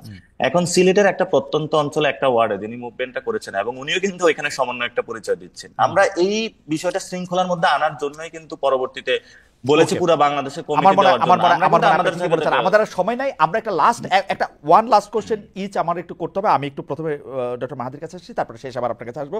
ডক্টর মাহাদি, আমরা একটা হাইপোথেটিক্যাল সিচুয়েশন ধরি, হাইপোথিসিস দিয়ে যেহেতু শুরু করছিলাম, একটা হাইপোথেটিক্যাল সিচুয়েশন দিয়ে শুরু করি যে যেমন ধরেন ডক্টর ইউনূস ডিসেম্বরে ইলেকশন দিলেন না, এবার একটু প্র্যাকটিক্যাল করলে ভালো হয়। আচ্ছা ধরেন ডক্টর ইউনূস ডিসেম্বরে ইলেকশন দিলেন না, জুনেও ইলেকশন দিলেন না, বিএনপি কি করবে সেই ক্ষেত্রে? মানে সর্বাত্মক আন্দোলন এই সরকারকে, মানে আবার একটা সরকার হটাও আন্দোলন বিএনপি করতে হবে নাকি বিএনপি একটু সবর করবে যে ঠিক আছে জুনে দেয় নাই, জানুয়ারিতে দেয় নাই, দিবে নাই কোন এক সময়? দেখুন এই সরকারটা এসেছে বিএনপির 16 বছরের সুদীর্ঘ আন্দোলন যে আমরা একটা অন্তর্বর্তী বা তত্ত্বাবধায়ক সরকার চাই যেটা হবে দল নিরপেক্ষ, সেটারই প্রতিফলন। এবং গণ অভ্যুত্থানে আমরা দেখেছি বিএনপি সর্বশক্তি দিয়ে এই সরকার প্রতিষ্ঠার পেছনে কাজ করেছে এবং বিএনপির কারণে কিন্তু এটা সর্বদলীয় সরকার না হয়ে নির্দলীয় নিরপেক্ষ সরকার হয়েছে। আমাদের নেতা ভারপ্রাপ্ত চেয়ারম্যান জনাব তারেক রহমান বারবার বলেছেন এই সরকারের সফলতা মানে বাংলাদেশের সফলতা, এই সরকারের ব্যর্থতা মানে বাংলাদেশের ব্যর্থতা। সুতরাং আমরা সর্বাঙ্গীন ভাবে ওনাদেরকে সহযোগিতা করব, ওনাদের যেখানে ভুল আছে সেটা ওনাদেরকে ধরিয়ে দিব। আজকে আমরা যা দেখছি নির্বাচনের সাথে সংস্কারকে মুখোমুখি করে ফেলা হয়েছে, যেটা একেবারে অনাকাঙ্ক্ষিত। আমি একটা কথা এখানে বলতে চাই যে সংস্কার বলতে কিন্তু শুধুমাত্র কেতাবি বা তাত্ত্বিক কোনো কিছু না। সংস্কার বলতে সব সংস্কার মেনে নেন, 1 মাস লাগবে সাইন করতে, ইলেকশনের পথে আর কোনো বাধা থাকবে না। দেখুন বলেন সব সংস্কার মানছি, সংবিধান আচ্ছা আপনি মানবেন, সংবিধানে যেমন ধরেন একটা দেশের নাম পরিবর্তন করা, নাম পরিবর্তন এগুলি মানবো না, তাহলে মানবেন কি হবে? যেমন আপনি জানেন আপনাদের নলেজে, আপনাদের নলেজে দুইবার প্রধানমন্ত্রী মানবো, 4 বছর করে মারবো এগুলা, ওই ডাইরেক্ট ওই দ্বিকক্ষ হইলে ওগুলি 3-4টা মাইনে। নর্থ কোরিয়ার মতন বিশ্বের সবচেয়ে বড় স্বৈরাচারী দেশ, তার অফিশিয়াল নাম কি জানেন? অফিশিয়াল নাম হচ্ছে Democratic People's Republic of North Korea. Right, জানি আমি ডিপিআর। তাহলে বাংলাদেশের আপনার নামের পরিবর্তন করে গণপ্রজাতন্ত্রী না জনগণতন্ত্রী এগুলো তো ম্যাটার করে না খুব বেশি। আমাদের মনে হয় সংবিধানে পরিবর্তন, আমার শিক্ষক আলী রিয়াজ স্যারকে প্রফেসর ইউনূস একটা দায়িত্ব দিয়েছেন, তিনি তার দায়িত্ব সুচারুরূপে পালন করতে গিয়ে অনেক বিস্তারিত একটা মানে পরিধি সীমানা দেখিয়েছেন। এত মানা না মানা জনগণের উপরেই আসলে যেই বিষয়গুলি নিয়ে আমাদের আসলে কোনো দ্বিমতি থাকা উচিত না, যে একটা লোক যাতে এককভাবে ক্ষমতার জায়গায় না দাঁড়ায় থাকে। ওই দেখেন দেখেন মাহাদি, আমি আপনি সংস্কারের ক্ষেত্রে সহ দর্শকরা পাটোয়ারি কিছু হইলে আমরা কিছু বললে আমার অনুষ্ঠান থেকে আমি হাসি, কিছু হইলে মানে আমি যতবার একটা এরকম প্রশ্ন তুলতাম আমাকে বলতো আপনি বিকল্প দেখান তো এই বিকল্প দেখানোর জায়গায় কি আমরা আবার যাইতে চাই পাটোয়ারি? সরি, মানে আমি একটু অ্যাড করতে আচ্ছা ডক্টর আমি শেষ কথাটা বলে নিই সরি সেটা আপনি বলেন। যে কোনো সংস্কারের মৌলিক ভিত্তি তিনটা জিনিস, তার মাধ্যমে জনগণের ক্ষমতায়ন বা গণ আকাঙ্ক্ষার প্রতিফলন নিশ্চিত করতে হবে, জনগণের ভাগ্যের পরিবর্তন করতে হবে, এবং অবশ্যই জনগণের ম্যান্ডেট প্রয়োজন হবে। এটাই সংস্কারের মৌলিক ভিত্তি। আর সংস্কার বলতে আমরা শুধুমাত্র যারা ক্ষমতায় থাকবে তাদের পাশাপাশি যারা বিরোধী দলে থাকবেন ওনাদের ব্যাপারটা পরিচালনা করতে হবে, ওনারাও যেন দায়িত্বশীল হন। ভালো ছাত্র, আপনি একটা সুন্দর উত্তর দিয়েছেন, 10-এ 10 পেয়েছেন। আমি একটু জনাব নাসিরউদ্দিন পাটোয়ারির কাছে যাই, আপনার তাত্ত্বিক ব্যাখ্যা আমাদের খুব ভালো লেগেছে। নাসিরউদ্দিন পাটোয়ারি 1 মিনিট, আমরা ঈদের সময় এনসিপি লোকদেরকে না, আপনি শুধু আমার স্পেসিফিক প্রশ্নের জবাব দেন, কারণ এটা আমার একটা মানে আমার টাইম ম্যানেজমেন্ট খারাপ, সেজন্য আমি একদম লেট করে ফেলছি। যে এনসিপির সদস্যরা বিভিন্ন সময় লোকজনের কাছে গেছেন, আপনারা কি নির্বাচন করার ক্ষেত্রে বিএনপির একটু নক করতেছেন, জামাত একটু নক করতেছেন, কার সাথে জোট ভাববেন সেরকম ভাবতেছেন, নাকি আলাদা আলাদা নির্বাচন করবেন? এই ব্যাপারে আপনাদের কোনো ভাবনা হয়েছে কিনা? না, এটা একদমই আমরা আমাদের জায়গা থেকে একটু সাংগঠনিক শক্তি বৃদ্ধি করি, তারপরে পরিস্থিতি অনুযায়ী বিবেচনা করবে যে কোন দিকে যাবে। তো এটাতে আমি কোনো একদম ওপেন উত্তর দিতে চাই, আমরা কোনো স্ট্র্যাটেজিক উত্তর দিতে চাই না। 1 নাম্বার। 2 নাম্বার জিনিস হলো, কিছু পূর্বে কোশ্চেন করেছিলেন যে যেটা মাহাদি ভাই বললো, গত 15 বছরে বিএনপি একমাত্র যদি বলে আন্দোলন করে, তাহলে অধিকাংশ জনগণকে কিন্তু তুচ্ছ তাচ্ছিল্য করা হচ্ছে এটাতে। কারণ আমি বিএনপি কিন্তু 15 বছর ভাই বিএনপি নাম ধরে আন্দোলন করছে, ওই মানে ক্রোড়পত্রের মধ্যে এক লেখা বা ধরেন ছাত্রলীগের বিশিষ্ট কর্মী ঘোষণা দিয়ে ওরা কিন্তু এগুলি করতে পারে নাই, ওরা রাস্তায় দাঁড়ায় বিএনপি নাম লয়ে আন্দোলন করতে হয়েছে। আমি বিনয়ের সুরে মাহাদি আমিন ভাইকে জিজ্ঞেস করতে চাই যে গত 15 বছরে যে মানুষগুলা গুম হয়েছিল, খুন হয়েছিল, আপনি কি এই গত 7-8 মাসে একটু তাদের বিচার প্রক্রিয়ার জন্য যে মানুষগুলো যাতে তাদের বিচারটা হয় একবার একটা প্রশ্নটা তুলেছে? আমার মনে প্রতিবারই তোলে, মানে এবং আমি নিজেই শুনছি যে ওরা তোলে। আমি নাসির ভাই আপনাকে অনুরোধ করব, আমি অনুরোধ করব আমাদের ভারপ্রাপ্ত চেয়ারম্যান আমি তারেক সাহেবের মুখে শুনছি বেশ কয়েকবারই, উনি এটা বারবার বলেছি, শুনেছেন। কিন্তু আর আমরা এই জন্যই এখনো লুনা আপু বিভিন্ন জায়গায় কান্না করে তো যাচ্ছে, ইলিয়াস ভাই থেকে শুরু করে আমরা জিনিসগুলোকে ধারণ করি। এবং আমি আপনাকে একটু বিনয়ের সুরে বলতে চাই, যখন হলো গত 2013 সালের পরে আমি ইন্টার পাস করেছিলাম, আমাকে পুরো রাত রিমান্ডে নিয়ে উপরে মাথা দিয়ে নিচের দিকে মাথা দিয়ে উপরে পা দিয়ে পিটাইছে, তখন কিন্তু আমি বিএনপি করতাম না। তো আমি সেখানে দেখছিলাম ক্লাস 7 এর বাচ্চা ছিল, অসংখ্য মানুষ যারা কোনো দলই করে না। এগুলি বিচার মানে আমাদের সময় আর নাই, আপনারা এগুলি বিচার চান, বিএনপি এগুলি বিচার চায়। আমার দর্শক আলোচনা শুনেছেন, শুনে বুঝতে পেরেছেন তারেক রহমান কেন দেশে আসতেছে না, এবং দ্বিতীয়বার বা 2বারের বেশি প্রধানমন্ত্রিত্ব নিয়ে যে কথা আলোচনা উঠেছিল, এই আলোচনাটা তারেক রহমানই প্রথম এনেছিল, এখন তারাই সেটা অস্বীকার করছে। কেন অস্বীকার করছে আমরা বুঝতে পারি, কারণ তারা এখন মনে করে তারা এখন ক্ষমতায় যাবে, এই জন্যই। এবং পাশাপাশি আরো অনেক বিষয় তাকে প্রশ্ন করা হয়েছে, তো প্রশ্ন উত্তরগুলো আমি মনে করি না সব প্রশ্ন ওদের সঠিকভাবে দিতে পেরেছেন, কারণ যারা আসলে রাজনৈতিক নেতা তাদেরকে সেন্সিটিভ প্রশ্নগুলো তারা সেগুলো উত্তর সঠিকভাবে দিতে পারেন না, কারণ সব প্রশ্ন উত্তর তাদের মানে দেওয়ার মতো হলো তারা দেন না।